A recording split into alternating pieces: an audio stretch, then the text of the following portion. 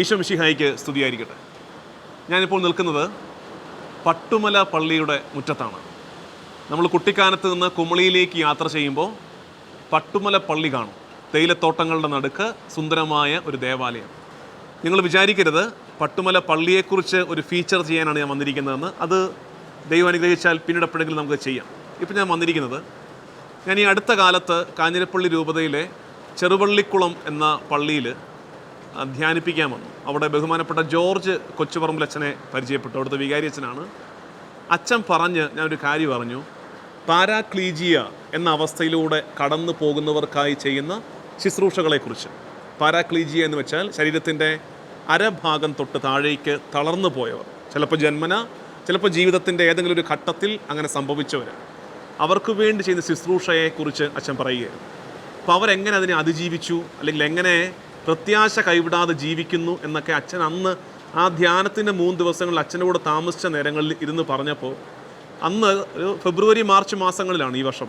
അപ്പോൾ അന്ന് ഞാൻ അച്ഛനോട് പറഞ്ഞു, അച്ഛാ എനിക്ക് അവരെ കാണണം, അവരോട് സംസാരിക്കണം, നമുക്കത് ഷൂട്ട് ചെയ്യണം, അത് മറ്റുള്ളവരിലേക്ക് എത്തിക്കണം. കാരണം നിസ്സാരമായ സങ്കടങ്ങൾ വരുമ്പോൾ തളർന്നു പോകുന്നവരുടെ എണ്ണമേറുന്ന ഒരു ലോകത്ത് ഒരു വലിയ സഹനത്തെ ഏറ്റെടുത്തിട്ടും പ്രതീക്ഷയോടെ ജീവിക്കുന്നവർ, ജീവിതം കരുപ്പിടിപ്പിക്കാൻ ശ്രമിക്കുന്നവർ, അവരുടെ ഒരു സാക്ഷ്യം നമുക്ക് ആവശ്യമുണ്ട്.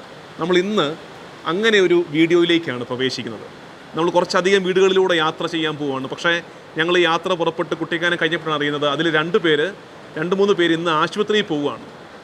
തിരുവല്ലയിലുള്ളൊരു ഹോസ്പിറ്റലിലേക്ക് അവർ പോകുന്ന വഴിയാണ്. അപ്പോൾ ഞങ്ങൾ അവരോട് ആവശ്യപ്പെട്ടു, അങ്ങനെയാണെങ്കിൽ പട്ടുമല പള്ളിയിൽ നിൽക്കാമോ, നമുക്ക് നിങ്ങളെ ഒന്ന് കണ്ടിട്ട് പോകാമല്ലോ എന്ന് വിചാരിച്ചിട്ട് ഇന്നതാ ഇപ്പോൾ അവരും നമ്മളോടൊപ്പം ഈ പള്ളി മുറ്റത്തുണ്ട്. അവരോട് സംസാരിച്ചിട്ട് നമ്മൾ ഈ വീഡിയോയിലേക്ക് പ്രവേശിക്കുകയാണ്. ബഹുമാനപ്പെട്ട കൊച്ചുപറമ്പിലച്ഛൻ, അച്ഛനോടൊപ്പം അച്ഛൻ എപ്പോഴും പറയാറുണ്ട്, അച്ഛാ ഞാനിതിൻ്റെ മുമ്പിൽ ഇങ്ങനെ നിൽക്കുന്നതേ ഉള്ളൂ, ശുശ്രൂഷ മുഴുവൻ ചെയ്യുന്നത്, അതിന് മുൻകൈ എടുക്കുന്നത് ബഹുമാനപ്പെട്ട മാഡം ബീന ടോമിയാണ്. ഈ പാലിയേറ്റീവ് കെയറിൻ്റെ മുഴുവൻ ഉത്തരവാദിത്വം ശ്രദ്ധയോടെ ചെയ്യുന്നത്. അച്ഛനത് എപ്പോഴും ഏറ്റു പറയാറുണ്ട്. അപ്പോൾ ഇവർ 2 പേരെയും, അച്ഛനെയും ബീന ടോമി മാഡത്തിനെയും നമ്മുടെ ഈ വീഡിയോയിലേക്ക് സ്വാഗതം ചെയ്യുന്നു. അവർ സംസാരിക്കും തീർച്ചയായിട്ടും. പക്ഷേ ഇവർ ഹോസ്പിറ്റലിലേക്ക് പോകുന്ന വഴിയാണ് രതീഷും സുരേഷും. 2 പേരും ഞാനിപ്പോൾ പരിചയപ്പെട്ടു, സംസാരിച്ചു. നമുക്ക് വളരെ സ്നേഹം തോന്നുന്നവരാണ്. നമ്മൾ സംസാരിച്ച് തുടങ്ങുമ്പോൾ തന്നെ നിങ്ങൾക്കും അത് മനസ്സിലാകും. അവർ ഇപ്പോൾ ഇങ്ങനെ കസരയിട്ട് വളരെ ക്ലിയറായിട്ട് ഇരിക്കുന്നു. പക്ഷേ അവരെ വണ്ടിയിൽ നിന്ന് ഇറക്കിക്കൊണ്ട് വന്ന രംഗം കാണണമായിരുന്നു. അവർ തന്നെയാണ്, രതീഷാണ് ഡ്രൈവ് ചെയ്ത് വന്നത് അല്ലേ? അദ്ദേഹം ഡ്രൈവ് ചെയ്യുന്ന വണ്ടി ആ രീതിയിൽ, അതായത് കാൽ ഉപയോഗിക്കാതെ തന്നെ കയ്യിൽ തന്നെ എല്ലാം ക്രമീകരിച്ചിരിക്കുന്ന രീതിയിലുള്ളൊരു വണ്ടിയാണ്. അതൊരു ഹോസ്പിറ്റലിൽ പോവുകയാണ്. കൊണ്ട് പോകുന്നതുകൊണ്ട് നമ്മൾ ആദ്യം അവരോട് സംസാരിച്ചിട്ട് അതിനുശേഷം നമ്മൾ ഓരോ വീടുകളിലൂടെ കയറി ഈ വീഡിയോയിലൂടെ നമ്മളിങ്ങനെ മുന്നോട്ട് പോകും. അപ്പോൾ 2 പേരോടുമായിട്ട് ചോദിക്കാനുള്ളത്, രതീഷ്, സുരേഷ്, അതായത് എത്ര നാളായിട്ട് നിങ്ങൾ ഈ അവസ്ഥയിലൂടെ കടന്നു പോവുകയാണ്? എങ്ങനെയാണിത്? ജന്മന വന്നതാണോ, അതല്ലെങ്കിൽ ജീവിതത്തിൽ ഏതെങ്കിലും ഒരു ഘട്ടത്തിൽ സംഭവിച്ചതാണോ? അത് 2 പേരുടെയും പേരും വീട്ടിലെ സാഹചര്യങ്ങളൊക്കെ പറഞ്ഞ് അതും കൂടെ ഒന്ന്, എന്താണ് ശരിക്കും നിങ്ങളുടെ ശരീരത്തിൻ്റെ ഇപ്പോഴത്തെ അവസ്ഥ, അതും കൂടെ ഒന്ന് പറയുകയാണെങ്കിൽ നല്ലതായിരുന്നു. നമസ്കാരം. എൻ്റെ പേര് രതീഷ്. ഞാൻ കുമളിയിലാണ് താമസിക്കുന്നത്. എനിക്ക് 2008 ഓട്ടോ ആക്സിഡൻറ്റിൽ അരയ്ക്ക് താഴേക്ക് തളർന്നുപോയി. എൻ്റെ വീട്ടിൽ അച്ഛൻ, അമ്മ, അനിയൻ്റെ ഭാര്യ, കൊച്ച്, ഇതാണ് ഒരു ചെറിയ കുടുംബമാണ്. പിന്നെ ഞാൻ +2 പഠിക്കുമ്പോഴാണ് എനിക്ക് ആക്സിഡൻറ്റ് ഉണ്ടാകുന്നത്. അരയ്ക്ക് താഴേക്ക് തളർന്നുപോയി. അന്ന് വൈക്കം ഇൻഡോ അമേരിക്കയിലായിരുന്നു ഓപ്പറേഷൻ കാര്യങ്ങളൊക്കെ. അത് കഴിഞ്ഞ് ഞാൻ 2-3 വർഷം കിടപ്പിലായിരുന്നു. ഒരേ കിടപ്പായിരുന്നു. പിന്നെ കുറച്ച് കഴിഞ്ഞ് പിടിച്ചിരിക്കാറായി. പിന്നെ പിന്നെ വീൽചെയറിലായി. അപ്പോൾ ഞാൻ വേറെ ആശുപത്രി വീട് അങ്ങനെ ചികിത്സയിലായിരുന്നു. അങ്ങനെയാണ്. ഇപ്പം എത്ര വർഷമായി? ഇപ്പം 14 വർഷമായി. 14 വർഷമായിട്ട് ഈ അവസ്ഥയിലൂടെയാണ് കടന്നു പോകുന്നത്. അങ്ങനെ ഇരുന്നപ്പോഴാണ് ഒരുമാതിരി ഇരിക്കാറായി വീൽചെയർ. അങ്ങനെയാണ് ഞാൻ ജോർജ് അച്ഛനെയും വീര ചേച്ചിയും പരിചയപ്പെട്ട് ചേച്ചി അച്ഛനും എൻ്റെ വീട്ടിലേക്ക് വന്നു. അങ്ങനെ വന്നപ്പോൾ ഞങ്ങൾക്കൊരു തൊഴിൽ, അന്ന് സോപ്പ് പൊടി നിർമ്മാണം, സോപ്പ് ഓയിൽ, മെഴുകുതിരി നിർമ്മാണം, അങ്ങനെ ഞങ്ങളൊരു കൂട്ടായ്മയുണ്ട്. ഞങ്ങളൊരു 5-6 പേര് ഇതുപോലെ വയ്യായിരിക്കുന്നവരുണ്ട്. അപ്പം സൗഹൃദമുണ്ട്. ഞങ്ങളെ അടുപ്പിച്ചത് അച്ഛന് ചേച്ചിയാണ് ഞങ്ങളെ സംഘടിപ്പിച്ചെടുത്തത്. ഇപ്പം നിങ്ങൾ എന്തൊക്കെ ചെയ്യുന്നുണ്ട്? ഇപ്പം ഞങ്ങൾ നിലവിൽ സോപ്പ് ഈ അവസ്ഥയിൽ ഇരുന്നുകൊണ്ട് തന്നെ ചെയ്യുന്നുണ്ട്. മെഴുകുതിരി, സോപ്പ് പൊടി, മെഴുകുതിരി നിർമ്മാണം ഒക്കെ ഉണ്ട്. അതിലുപരി കൊത്തുപണികൾ ചെയ്യുന്ന ഒരു വ്യക്തി കൂടിയാണ് രതീഷ്. ഞാൻ ചെറിയ നല്ല രീതിയിൽ കൊത്തുപണികൾ ചെയ്യുന്നുണ്ട്. ഞാൻ യേശുവിൻ്റെ രൂപമൊക്കെ ചെയ്തിട്ടുണ്ട്. യേശു മാതാവ്, ഈശോയെ, മാതാവ്, അൽഫോൻസാമ എല്ലാം കൊത്തിയിട്ടുണ്ട്. മാർഗമില്ലാതായിപ്പോയി. രതീഷിൻ്റെ ഫോട്ടോ ഉണ്ട്. ഫോട്ടോ അച്ഛന് എൻ്റെ ഒരു ഭാഗ്യം എന്ന് പറഞ്ഞാൽ കോട്ടയത്ത് എനിക്കൊരു ഹോസ്പിറ്റലിൽ അന്ന് ചികിത്സയിൽ അന്നത്തെ ഡോക്ടർ എനിക്ക് എൻ്റെ ശില്പം വത്തിക്കാനിൽ കൊണ്ടുപോയി മാർപ്പാപ്പയുടെയിൽ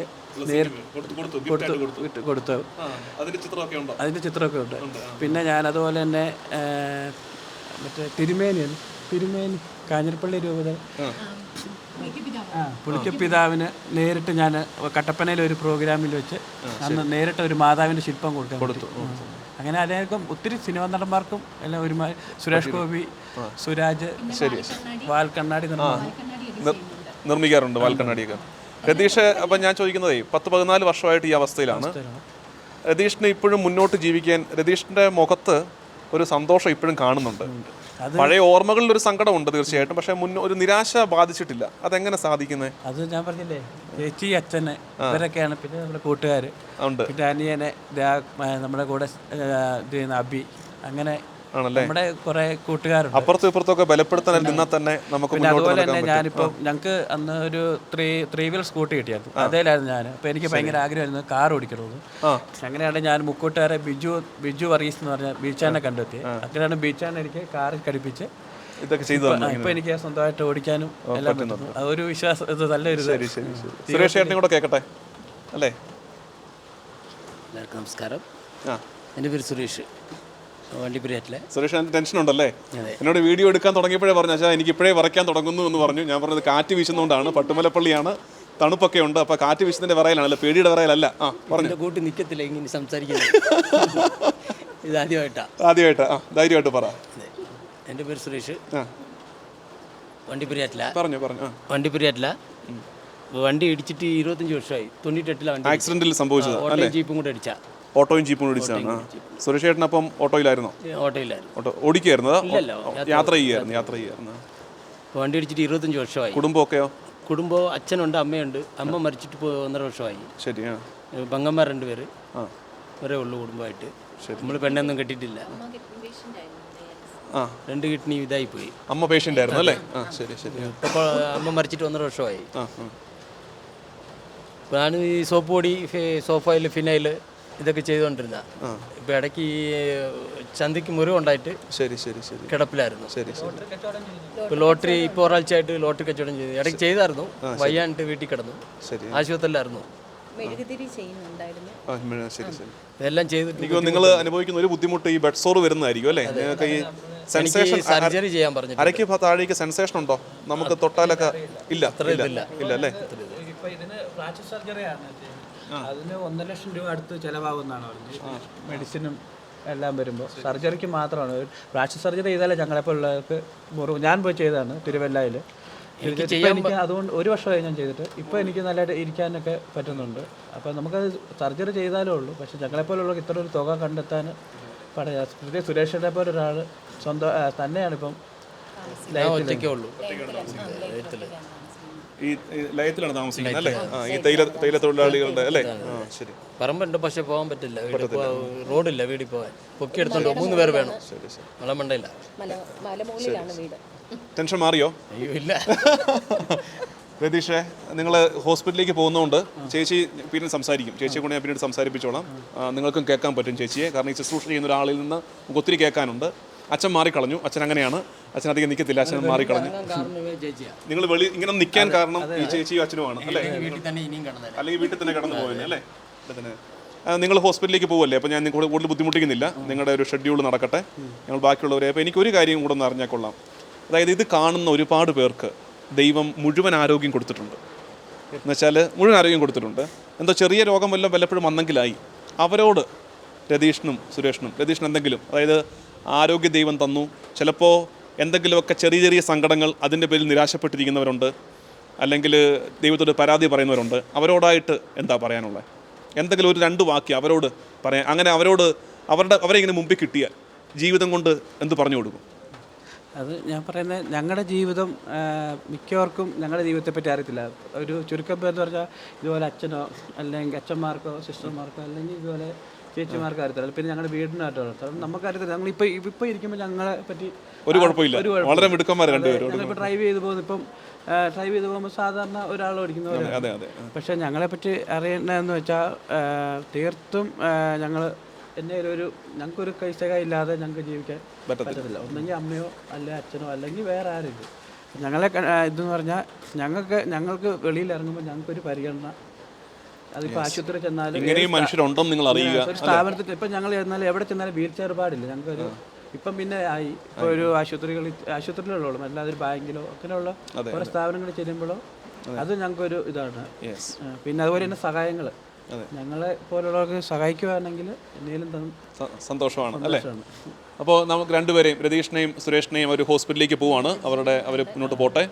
അവർ പറഞ്ഞത് അല്പം കൂടെ പരിഗണന, അവരത് പറയുമ്പോൾ വളരെ ജെന്യുവിനായിട്ടാണ് പറയുന്നത്. അല്പം കൂടെ ഒരു പരിഗണന. ഇപ്പം ഞങ്ങളുടെ ജീവിതം കണ്ട്, ഇപ്പം ഞങ്ങളുടെ ഈ സ്റ്റോറി കണ്ട്, ഞങ്ങളുടെ ജീവിതം കണ്ട് മറ്റുള്ളവർ അവർക്കൊരു പ്രചോദനം ഉണ്ടാകണം അല്ലേ? ഫൈറ്റ് ചെയ്യാനും തോറ്റു കൊടുക്കാതിരിക്കാനും മുന്നോട്ട് പോകാനും ഒക്കെ. അപ്പോൾ അവർക്കൊരല്പം പരിഗണന നമുക്ക് കൊടുക്കാം. അങ്ങനെയും മനുഷ്യരുണ്ട്, പരിഗണന കൊടുക്കാം. ഒപ്പം തന്നെ അവർക്ക് സഹായങ്ങളൊക്കെ എത്തിക്കാൻ മനസ്സുള്ളവരാണെങ്കിൽ അങ്ങനെ ചെയ്യാം. നമുക്കതിനുള്ള ഒരു പാങ്ങ് എന്താ പറയേണ്ടത്, അതിനുള്ള ഒരു കെൽപ്പ് ദൈവം തന്നിട്ടുണ്ടെങ്കിൽ അങ്ങനെ ചെയ്യാനൊക്കെ ഒരു മനസ്സുണ്ടാകട്ടെ. നമുക്ക് ഇനിയും ഒരുപാട് വീടുകളിലേക്ക് പോകാനുണ്ട്.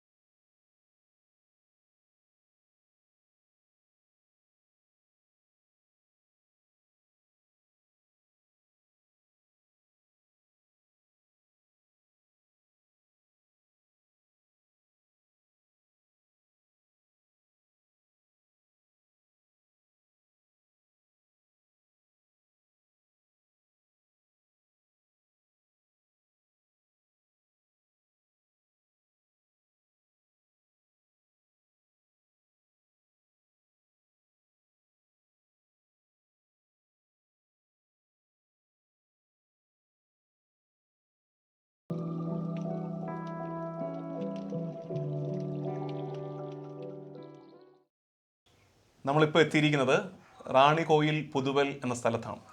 പട്ടുമലപ്പള്ളി തൊട്ടു മുമ്പ് നമ്മൾ രതീഷിനെയും സുരേഷിനെയും ഒക്കെ കണ്ട പട്ടുമലപ്പള്ളിയുടെ അടുത്തുള്ള ഒരു സ്ഥലമാണ്. ഇവിടെ നമ്മൾ ഷീബയുടെ വീട്ടിലെത്തിയിരിക്കുകയാണ്. നിങ്ങൾ കണ്ടു, വീട്ടിലേക്കൊക്കെ വരുന്നത് കണ്ടു. ഷീബയും ഇതുപോലെ തന്നെ നമ്മൾ പറഞ്ഞതുപോലെ ഈ പാരാക്ലീജിയ, ഈ ശരീരത്തിൻ്റെ അരയും താഴോട്ട് തളർന്നു പോയ ഒരാളാണ്. ഷീബ, ഈശോ മിശിഹായ്ക്ക് സ്തുതിയായിരിക്കട്ടെ. ഷീബ പരിചയപ്പെടുത്തിക്കുക. ഒരുപാട് പേര് ഷീബയെ കണ്ടുകൊണ്ടിരിക്കുകയാണ്. ഷീബ വീട്ടിലെ കാര്യങ്ങൾ, എത്ര നാളായിട്ട് ഈ അവസ്ഥയിലൂടെ കടന്നു പോകുന്നു, എങ്ങനെയാണ് ഇങ്ങനെ വന്നത്, ആ വിശേഷമൊക്കെ പറയും. എൻ്റെ പേര് ഷീബ.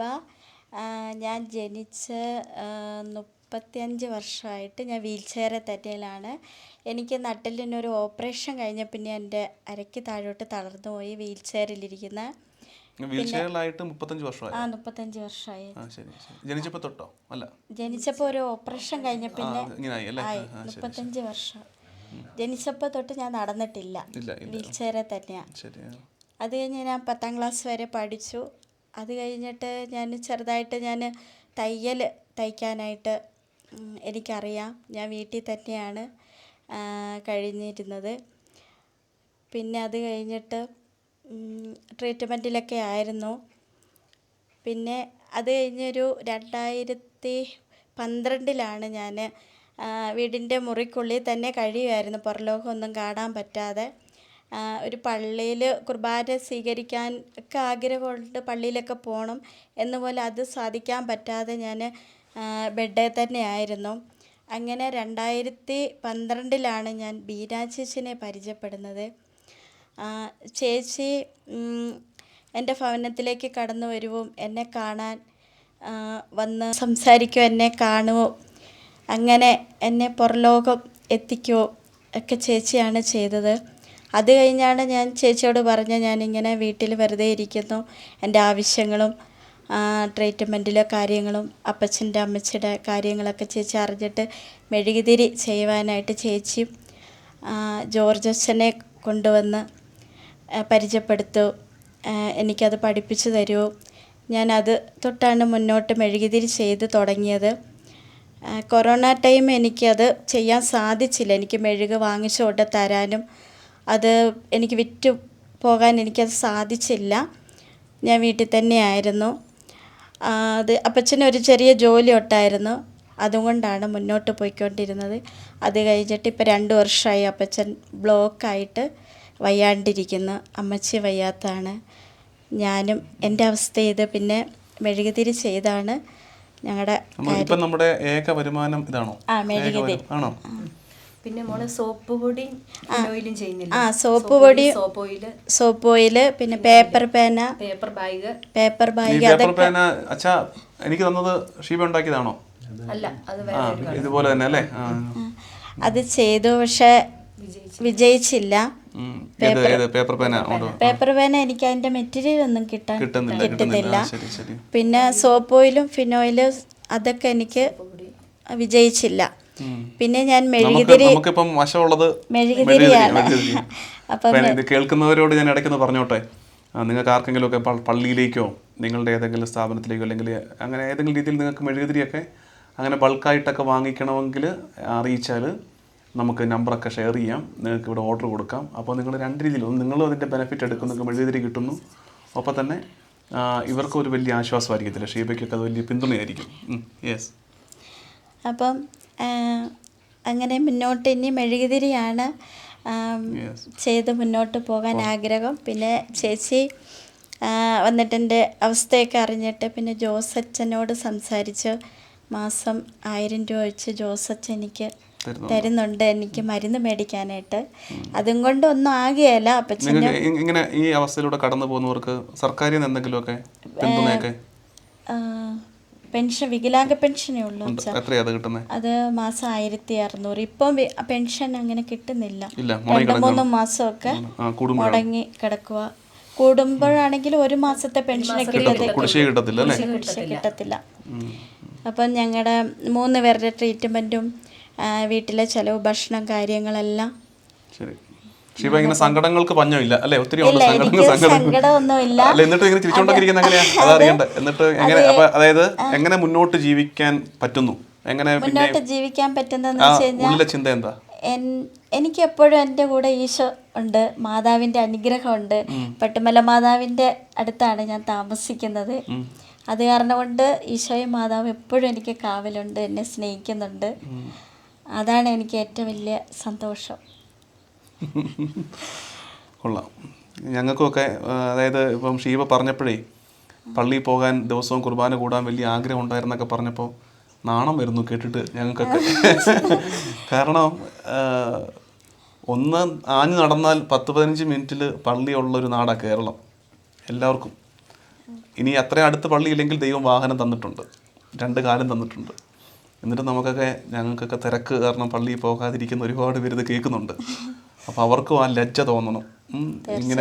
ഇങ്ങനെ കിടന്നിട്ടും എല്ലാ ദിവസവും പള്ളിയിൽ പോകാൻ കൊതിക്കുന്നു എന്ന് പറയുമ്പോൾ ഉണ്ടല്ലോ, അത് ശരിക്കും എപ്പോഴാണ് നമുക്കൊക്കെ കിട്ടിയ അനുഗ്രഹങ്ങളെ. 2 കാലം നിൽക്കുന്നത് ദൈവാനുഗ്രഹമാണെന്ന് ഷീബയെ കാണുമ്പോൾ ഞങ്ങൾ അധിക ദൈവാനുഗ്രഹമാണെന്ന്. ഷീബയ്ക്ക് അനുഗ്രഹം കുറവെന്നല്ല, ഞങ്ങൾക്കുള്ള സാക്ഷ്യം തന്നിരിക്കുക. ഞങ്ങളുടെ മുമ്പിലോട്ട് ഈ പാഠം പഠിപ്പിക്കുകയാണ്. 2 കാലം നിൽക്കാൻ പറ്റുന്നത് ദൈവാനുഗ്രഹം എന്ന് തിരിച്ചറിവ് തരിക കേട്ടോ. തീർച്ചയായിട്ടും. പിന്നെ മാസത്തിലൊന്ന് ഞാൻ ഓട്ടോ വിളിച്ച് മാതാവിൻ്റെ അടുത്ത് പോയി പ്രാർത്ഥിച്ച് കുർബാന സ്വീകരിച്ചിട്ട് വരും. കുമ്പസാരം നടത്തി കുർബാന സ്വീകരിച്ചിട്ട് വരും. പിന്നെ അച്ഛൻ ഞാൻ ആവശ്യപ്പെടുമ്പോഴെല്ലാം വന്ന് എനിക്ക് കുർബാന തരും. പാമ്പനാർ ഇടവകയിൽ അച്ഛൻ. ചേച്ചിക്ക് എന്തെങ്കിലും പറയാനുണ്ടോ ഷീബയെക്കുറിച്ച് പ്രത്യേകിച്ച് എന്തെങ്കിലും ശ്രദ്ധിച്ച എന്തെങ്കിലും കാര്യങ്ങളോ എന്തെങ്കിലും ഉണ്ടെങ്കിൽ പറയാം. ഷീബയെക്കുറിച്ച് പറയുമ്പോൾ ഷീബ ആദ്യമായിട്ട് വീട്ടിൽ കിടക്കുന്ന ആ ഒരു അവസ്ഥയാണ് എനിക്ക് ആദ്യം കാണുമ്പോഴേ അപ്പം തയ്യൽ മെഷീനുണ്ട്, അത് അതിനകത്ത് ഇരിപ്പുണ്ട്. അത് വെച്ച് ജസ്റ്റ് ഒന്ന് തയ്ക്കും എന്ന് പറഞ്ഞു. എങ്കിൽ പോലും നമുക്ക് ചിന്തിക്കാൻ പറ്റില്ല ഇങ്ങനെ ഒരു കുട്ടി ഇരുന്ന് എന്താണ് ചെയ്യുന്നത്.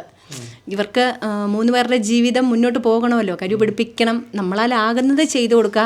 പിന്നെ അതുപോലെ തന്നെ പുറത്തേക്ക് ഇറങ്ങാൻ ഒരു വഴി സാധ്യതയില്ല. അപ്പം നമ്മൾ സ്നേഹസംഗമം നടത്തുക, അതുപോലെ ഓരോ ട്രെയിനിങ്ങുകൾ കൊടുക്കുക. അങ്ങനെ ഇവരെ എങ്ങനെ പുറത്തിറക്കാം എന്നുള്ള ഒരു ലക്ഷ്യമായിരുന്നു. അങ്ങനെ ഇവരെ കുഞ്ഞുങ്ങളെ പുറത്തിറക്കി. ചിരിയൊക്കെ സമ്മാനിച്ചു ചേച്ചി അല്ലേ?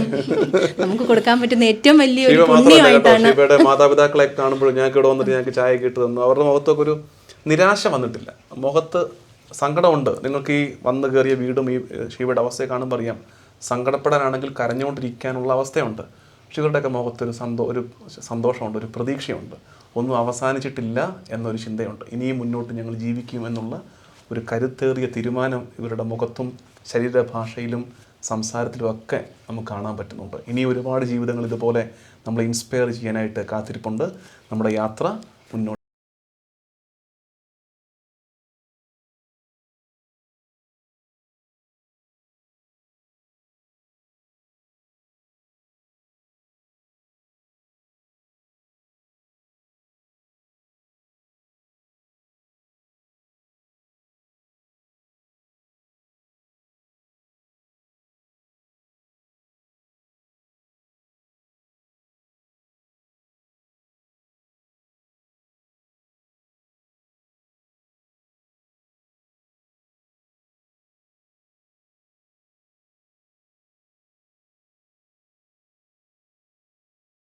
ഷീബയുടെ അടുത്ത് നിന്ന് യാത്ര ചെയ്ത് ഇപ്പോൾ വണ്ടിപ്പെരിയാർ എത്തിയിരിക്കുകയാണ്. വണ്ടിപ്പെരിയാർ റൂട്ടിൽ നമ്മളൊരാളെ കണ്ടുമുട്ടി. ഓൾറെഡി നമ്മുടെ ചേച്ചിയുടെയും അച്ഛൻ്റെയും ഒക്കെ കൂട്ടായ്മയിലുള്ള ആളാണ് അജയൻ. ഈ കൂട്ടത്തിൽ ഇവർ പറഞ്ഞതനുസരിച്ച്, ചേച്ചിയൊക്കെ പറഞ്ഞ് മനസ്സിലാക്കിയതനുസരിച്ച് ഈ കൂട്ടത്തിൽ കുറച്ചുകൂടെ ഒരു ആരോഗ്യമുള്ള ഒരാൾ എന്ന് പറയാം. ഈ കൂട്ടത്തിൽ കുറച്ചുകൂടെ കാര്യങ്ങൾ ചെയ്യാൻ പറ്റുന്നുണ്ട് ആൾ. ഇങ്ങനെ ഒരു മുച്ചക്ര വാഹനത്തിലാണ് യാത്രയൊക്കെ. പിന്നെ വടികുത്തി അത്യാവശ്യം നടക്കാനൊക്കെ പറ്റും. അജയൻ ചേട്ടാ പറഞ്ഞോ, എന്താണ് സംഭവിച്ചത്? എത്ര നാളായി ഇങ്ങനെ? എങ്ങനെയാണ് ഇപ്പം ജീവിതം മുന്നോട്ട് പോകുന്നത്? ഞാനൊരു ഡ്രൈവറായിരുന്നു, വണ്ടി ഓടിക്കായിരുന്നു. തമിഴ്നാട്ടിൽ വെച്ചാണ് എനിക്കിങ്ങനെ സംഭവിച്ചത്. 2006 സംഭവിച്ചു. വലിയ വണ്ടി ഓടിക്കാൻ നേരത്ത് അപ്പം വണ്ടി വന്ന് ബ്രേക്ക് ഡൗൺ ആയപ്പം വണ്ടി വലിച്ചുകൊണ്ട് പോയി സൈഡിൽ നിൽക്കുകയായിരുന്നു. വണ്ടി മറിയുമെന്ന് അറിഞ്ഞപ്പോൾ ഞാൻ എടുത്ത് ചാടിയപ്പോൾ ആ സമയത്ത് തന്നെ വണ്ടി എൻ്റെ ദേഹത്ത് വീഴാൻ. ഞാൻ എടുത്ത് ചാടി കൈകുത്തി എഴുന്നേക്കാനും വണ്ടി എൻ്റെ ദേഹത്ത് ആ സൈഡ് ആംഗിൾ ഇടിച്ചാണ് നട്ടലിനെ ഇടിച്ച് നട്ടലിൽ ഓടിച്ചു. ആ ആശുപത്രി കോയമ്പത്തൂർ മെഡിക്കൽ കോളേജ് ആശുപത്രിയിലായിരുന്നു. പിന്നെ ഇവിടെ കൊണ്ടുവന്നിട്ട് ഇവിടെ ഒന്നും പറ്റിയില്ലെന്ന് പറഞ്ഞു. ഫൈനൽ കോഡ് അതുകൊണ്ട് ഓപ്പറേഷൻ ചെയ്താൽ ഒന്നും പറ്റിയല്ല, നടന്നെന്നിരിക്കും, ചിലപ്പോൾ നടക്കുകയില്ലെന്നിരിക്കും. അപ്പോൾ അതുകൊണ്ട് നിങ്ങളെല്ലാവരും ഒന്ന് ആലോചിച്ചിട്ട് ചെയ്യാമെന്ന് പറഞ്ഞു. കിടപ്പായിരുന്നു. പിന്നെ ദൈവം സഹായിച്ച് മധുര ആശുപത്രിയിൽ പോയി ഓപ്പറേഷൻ ചെയ്തു. അവർ പറഞ്ഞ് നടക്കുമെന്ന് പറഞ്ഞു ഡോക്ടർ. അവിടെ ചെന്ന് ആ ഓപ്പറേഷൻ ചെയ്ത് എൻ്റെ അത്യാവശ്യ കാര്യങ്ങൾ പിന്നെ ഒരു 4 ചുവരിനുള്ളിൽ തന്നെ ഞങ്ങൾ ഇങ്ങനെ കഴിഞ്ഞു കൂടിയപ്പം ആരെയും ബന്ധപ്പെടാൻ പറ്റിയില്ല. അപ്പോൾ കൂട്ടുകാർ ആരുമില്ല.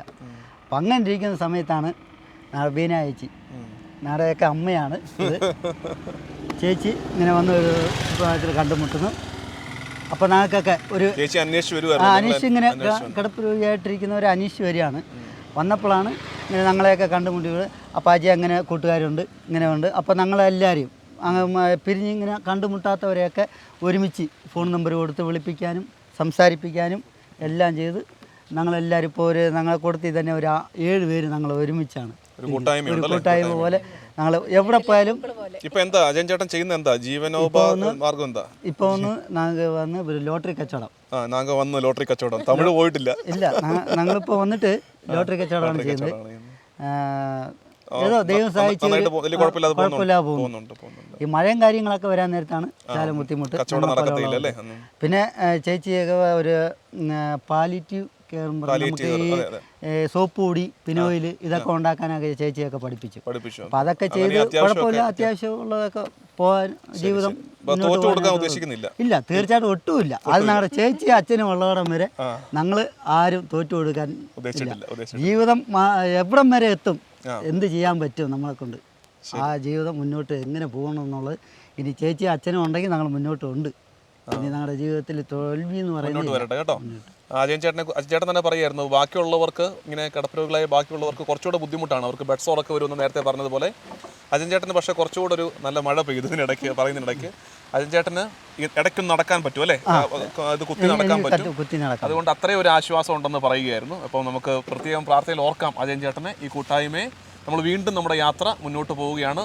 തോറ്റു കൊടുക്കാൻ മനസ്സിലെന്ന് പറഞ്ഞ ആ തൻ്റെ ഇടത്തിൽ നിന്ന് നമുക്കും പഠിക്കാം. അങ്ങനെ എളുപ്പത്തിൽ നമ്മളാരും തോറ്റു കൊടുക്കരുത്. Thank you.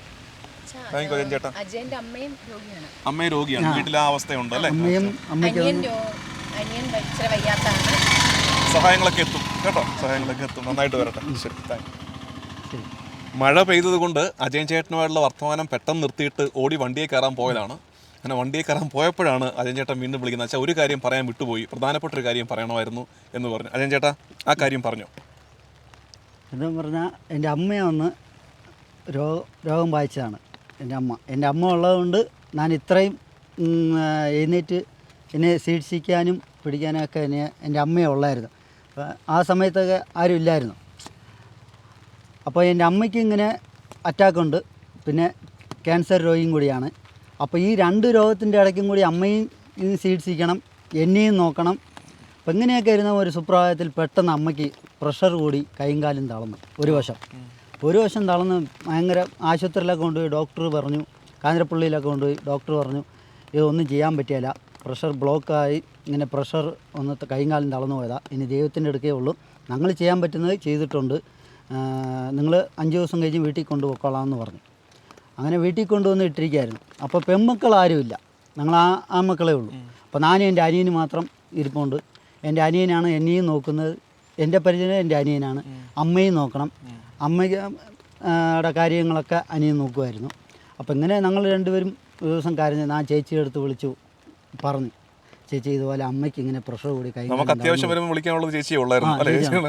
ഏതൊരു സങ്കടം ഉണ്ടെങ്കിലും ചേച്ചി അച്ഛനെ കുടുംബവും അല്ലേ. അപ്പം ഇങ്ങനെ വിളിച്ച് നാം പറഞ്ഞു ഇതുപോലെ അമ്മയ്ക്ക് ഇങ്ങനെ വയ്യാതായിപ്പോയി ചേച്ചി, എന്നാ ചെയ്യാനോ വല്ലാത്ത അവസ്ഥയില്ല എന്ന് പറഞ്ഞു.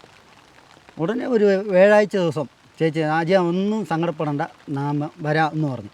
ചേച്ചി വന്നിട്ടാണ് അമ്മയുടെ കിടക്ക എല്ലാം മാറ്റി നല്ല ഒരു ബെഡ്ഷീറ്റൊക്കെ വിരിച്ച് അമ്മയുടെ ഒരു ഞങ്ങളൊന്നും ചെയ്യാനൊന്നും അറിയാല. അമ്മയെ പൊക്കി ഇരുത്താൻ പോലും പറ്റിയാലായിരുന്നു. പൊക്കി ഇരുത്തിച്ച് ജോർജ് അച്ഛനും ഉണ്ടായിരുന്നു, ഇരുത്തിച്ച് തലമുടിയൊക്കെ ചീകി ഞങ്ങൾക്ക് വേണ്ട അവിടെ പാത്രം പോലും കഴുകിയിട്ടില്ലായിരുന്നു വീട്ടിൽ.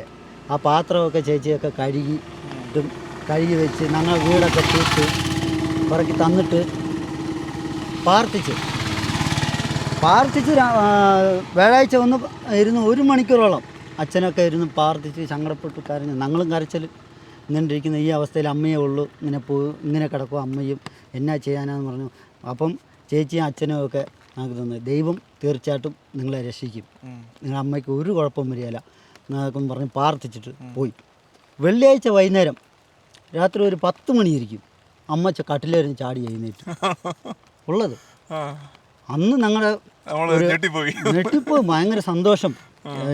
ആ സമയത്ത് പോലും രാത്രി എഴുന്നേറ്റ് അമ്മ ഞങ്ങൾക്ക് കാപ്പിയിട്ട് തരാനും ഡോക്ടർ പോലും ഉപയോഗിച്ചെന്ന് പറഞ്ഞാൽ ഇനി തളർന്നു പോയി, ഇനി ഒന്നും ചെയ്യാൻ പറ്റിയാല, ബ്ലോക്കുണ്ട് എന്ന് പറഞ്ഞ് വീട്ടിൽ പറഞ്ഞു വിട്ടാണ്. അങ്ങനെ ഇരുന്നും ചേച്ചിയുടെ പ്രാർത്ഥനയും അച്ഛൻ്റെ പ്രാർത്ഥനയും കൊണ്ട് അമ്മ എഴുന്നേറ്റു. അപ്പം എഴുന്നേറ്റിട്ട് ആ ആശുപത്രി പിറ്റേ ആഴ്ച ഞാൻ ആ ഡോക്ടറെ ഒരാഴ്ച കഴിഞ്ഞ് വരാൻ പറഞ്ഞു. അപ്പം ഞങ്ങൾ അമ്മയും കൊണ്ടുപോകാൻ നേരത്തെ ഡോക്ടർ പോലും അത്ഭുതപ്പെട്ടു, ഇതാണോ ആ പേഷ്യൻ്റ് എങ്ങനെ സംഭവിച്ചെന്നുള്ളത്. ആ രീതിയിൽ ഞങ്ങൾക്കൊരു നല്ലൊരു അനുഭവം ഉണ്ടായി.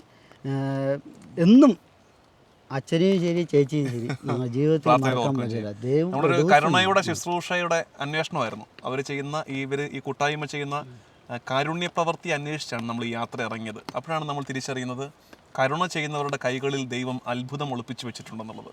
ഒരു അത്ഭുത രോഗശാന്തിയുടെ സാക്ഷ്യവും ഈ യാത്രയിൽ നമുക്ക് കേൾക്കാൻ കഴിയുന്നുണ്ട്.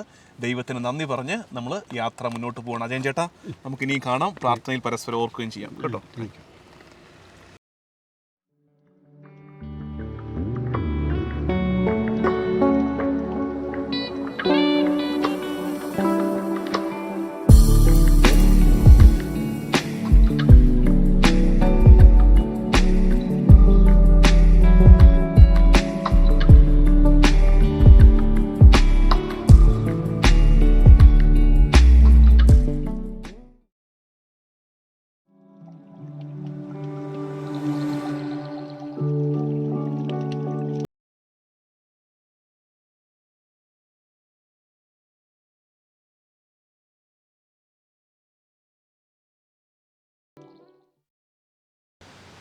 ഞങ്ങൾ അജയൻ ചേട്ടൻ്റെ അടുത്ത് നിന്ന് വണ്ടിപ്പെരിയാറിൽ നിന്ന് യാത്ര ചെയ്ത് ഇവിടെ വാളാടി എന്ന സ്ഥലത്ത് ഇവിടെ ഒരു എസ്റ്റേറ്റാണ്, അതിൻ്റെ ലയമാണിത്. അവിടെയാണ് നമ്മൾ എത്തിയിരിക്കുന്നത്. ഇവിടെ നമുക്ക് മാരിയപ്പൻ ചേട്ടനുണ്ട് അല്ലേ? മാരിയപ്പൻ നമ്മുടെ അച്ഛനും ചേച്ചിയും കൂടെ പറഞ്ഞ് ഇവിടെ കൊണ്ടുവന്നതാണ്. ഇവിടെ വരുമ്പോൾ നമ്മൾ കാണുന്ന കാഴ്ച ഇങ്ങനെ ചേട്ടന് വീട്ടുകാർ ഭക്ഷണമൊക്കെ എടുത്ത് വെച്ചിട്ട് പോയതാണ് അല്ലേ? പിള്ളേർ പോയതാണ്. പണിക്ക് പോയിരിക്കുകയാണ്. പിള്ളേർ സ്കൂളിൽ പോകുന്നതിന് മുമ്പ് എനിക്ക് ഭക്ഷണമൊക്കെ ഇങ്ങനെ എടുത്ത് വെക്കും അല്ലേ? ഇങ്ങനെ ഈ കാഴ്ചയാണ് ഞങ്ങൾ നേരെ കയറി വരുമ്പോൾ തന്നെ കാണുന്നത്. കറണ്ട് ഇല്ല. ഇവിടെ കറണ്ട് ഇല്ലാത്തതാണോ അതോ? അല്ലല്ല, അവിടെ പോസ്റ്റ് നട്ടുണ്ട്. ഇന്ന് അപ്പം ഇരുട്ടായിരുന്നു, ഞങ്ങൾ കയറി വരുമ്പോൾ ഇരുട്ടായിരുന്നു. ഇതിപ്പോൾ ഈ കാണുന്ന വെളിച്ചം നമ്മുടെ ലൈറ്റാണ്. അപ്പോൾ അങ്ങനെയാണ് നമ്മൾ മനസ്സിലാക്കിയത്. ചേട്ടൻ ഒരു ഫോട്ടോഗ്രാഫർ ആയിരുന്നു അല്ലേ? മുമ്പ് ഫോട്ടോഗ്രാഫർ ആയിരുന്നു. മാരിയപ്പൻ ചേട്ടൻ പറ, എന്താണ്, എത്ര കാലമായി, എന്തായിരുന്നു ചെയ്തിരുന്നത്, അങ്ങനെയുള്ള കാര്യങ്ങളും വിശേഷങ്ങളൊക്കെ ഒന്ന് പറഞ്ഞു. ഞാൻ ഏലക്കാട്ടിൽ പണിക്ക് പോയിക്കൊണ്ടിരുന്നത്. ഇവിടെ അടുത്ത ഏലക്കാട്ടിൽ പണിക്ക് പോകുമായിരുന്നു. അപ്പോൾ കുരുമുളക് പറിച്ചുകൊണ്ടിരിക്കുമ്പോൾ ഈ ഫോട്ടോഗ്രാഫർ എന്നുള്ള അതിന് മുമ്പ് ചേരുന്ന ജോലിയാണ്? അതെ അതെ, അതിന് മുമ്പ് ചേരുന്നതാണ് നേരത്തെ. അതെ, 95 നിന്ന് ഞാൻ വീഴുന്ന വരയ്ക്കും ഫോട്ടോഗ്രാഫറായിരുന്നു. ഫോട്ടോഗ്രാഫറും കൂടെ ആയിരുന്നു.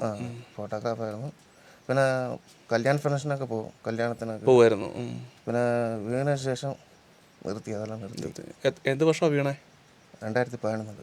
2011. അപ്പം 12 വർഷം ആവുന്നു അല്ലേ? മരത്തിൽ നിന്ന് വീണോ? അതെ.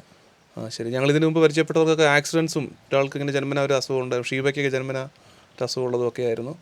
അത് ചേട്ടൻ ഇങ്ങനെ 12 വർഷമായിട്ട് ഇങ്ങനെയാണ് അല്ലേ? വാരയ്ക്ക് താഴോട്ട് സെൻസേഷൻ ഇല്ല അല്ലേ? നമുക്കൊന്നും അറിയാൻ പറ്റത്തില്ല അല്ലേ? പിന്നെ ഏലക്കാട്ടിലെ പണിക്ക് പോയിക്കൊണ്ടിരുന്നത്. പിന്നെ കിട്ടുന്ന സമയത്ത് എവിടെയെങ്കിലും ഫംഗ്ഷൻ കിട്ടുവാണെങ്കിൽ ഫോട്ടോ എടുക്കാൻ പോകുമായിരുന്നു. അങ്ങനെ പോയിക്കൊണ്ടിരുന്നു. ഇപ്പം എങ്ങനെയാണ് നമ്മുടെ കുടുംബം മുന്നോട്ട് പോകുന്നത്? ഇപ്പം ഇവിടെ എൻ്റെ പെണ്ണുമ്പോൾ മാത്രമേ ഉള്ളൂ പണി. എനിക്കൊന്നും ചെയ്യാൻ പറ്റത്തില്ല. ശരി. നമ്മുടെ ചേച്ചിയൊക്കെ എങ്ങനെ പരിചയപ്പെട്ടെ? ചേച്ചി നിങ്ങളെ അന്വേഷിച്ച് കണ്ടുപിടിച്ച് വരുമായിരുന്നോ? അതെ അതെ. ഞങ്ങൾ ഒരു പള്ളി വിടാണ്ട് പള്ളിയിലൊരു പരിപാടിക്ക് പോയതാ. അന്ന് ആദ്യമായിട്ട് ചേച്ചിയെ കണ്ടത്. ചേച്ചിയെ കണ്ട്. മാരിയപ്പൻ ചേട്ടൻ പോയിട്ടുണ്ടായിരുന്നു അവിടെ? അവിടെ പോയി. എങ്ങനെ പോയി? അപ്പം എന്നെ വണ്ടി എടുത്ത് ഇരുത്തി കൊണ്ടുപോയി. ചേച്ചി ശ്രദ്ധിച്ചു? അതെ. കണ്ടു. സോപ്പ് പൊടി പിടിപ്പിക്കാൻ വേണ്ടി അവിടെ വന്നതാ ചേച്ചി. ശരി ശരി. അന്ന് ആദ്യമായിട്ട് ചേച്ചിയെ കണ്ടത്. പിന്നെ അന്ന് തൊട്ട് ആ ചേച്ചിയുടെ മക്കളെ പോലെയാണ് ഞങ്ങൾ നോക്കിക്കൊണ്ടിരിക്കുന്നത്. ഞങ്ങളെല്ലാവരും. അതെ. ഞങ്ങൾ 5-6 പേരുണ്ട്. അവരെയൊക്കെ പൊന്നുപോലെ നോക്കിക്കൊണ്ടിരിക്കുന്നു. എന്ത് കാര്യമായിരുന്നു ശരി, ഓണത്തിനാണെങ്കിലും ശരി, ക്രിസ്മസ് ആണെങ്കിലും ശരി, എന്തെങ്കിലും സാധനം കൊണ്ടൊന്ന് കിറ്റായിട്ടൊന്ന് കൊടുത്തിട്ട് പോകും ചേച്ചി. സർക്കാരിൽ നിന്നൊക്കെ എന്തെങ്കിലും കിട്ടുന്നുണ്ടോ? ഇല്ല, സർക്കാരിന് പെൻഷൻ മാത്രമേ ഉള്ളൂ. പെൻഷൻ മാത്രമേ ഉള്ളൂ. അപ്പം അങ്ങനെ സങ്കടം ഉണ്ടെന്നറിയാം. എന്നാലും പലരും പറഞ്ഞതേ, ഞാനിങ്ങനെ സംസാരിച്ചപ്പോൾ എനിക്കും അത്ഭുതം വരുമായിരുന്നു. എല്ലാവരും പറയുന്നത് അങ്ങനെ തോറ്റു കൊടുക്കത്തൊന്നുമില്ല, ഞങ്ങൾ മുന്നോട്ട് പോകും എന്നുള്ളതാണ് മനസ്സ്. ചേച്ചിയുടെ ഇരിക്കുന്ന ബലം കൊണ്ടാണ് ഞങ്ങൾ ഇരിക്കുന്നത്. ചേച്ചിയുടെ കിട്ടുന്ന ബലമാണ് ഞങ്ങൾക്ക്. ചേച്ചിയുടെ അച്ഛൻ്റെയൊക്കെ ബലമാണ് നമ്മുടെ ബലം അല്ലേ? അവരുടെ സപ്പോർട്ട് നമുക്ക് വലുതാണല്ലേ? കൊള്ളാം. മാരിയപ്പൻ കാണാൻ പറ്റിയ സന്തോഷം ഞങ്ങളുടെയൊക്കെ പ്രാർത്ഥനയിലുണ്ടാവും, ഞങ്ങളുടെയൊക്കെ പിന്തുണയുണ്ടാവും കേട്ടോ. ഒരുപാട് നല്ല മനസ്സുള്ളവർ ഇനിയും മുന്നോട്ട് വരട്ടെ, നമ്മുടെ സാഹചര്യം കണ്ട് മനസ്സിലാക്കിയും സഹായിക്കാനും ഒക്കെ കേട്ടോ. എന്തെങ്കിലും പ്രത്യേകിച്ച് ഈ ഒരുപാട് പേര് കാണും ഇത്, അവരോടായിട്ട് എന്തെങ്കിലും പറയാനുണ്ടോ? ഞങ്ങൾക്ക് വേണ്ടി പ്രാർത്ഥിക്കണം. ഞങ്ങൾക്ക് വേണ്ടി പ്രാർത്ഥിക്കണം ഉറപ്പായിട്ടും. അവരുടെയൊക്കെ പ്രാർത്ഥന അവരുടെ പേരിൽ ഞാൻ വാഗ്ദാനം ചെയ്യുന്നു കേട്ടോ. നന്നായിട്ട് വരട്ടെ, തോറ്റു കൊടുക്കാതിരിക്കുക, നമുക്ക് വീണ്ടും മുന്നോട്ട് വരണം. Thank you.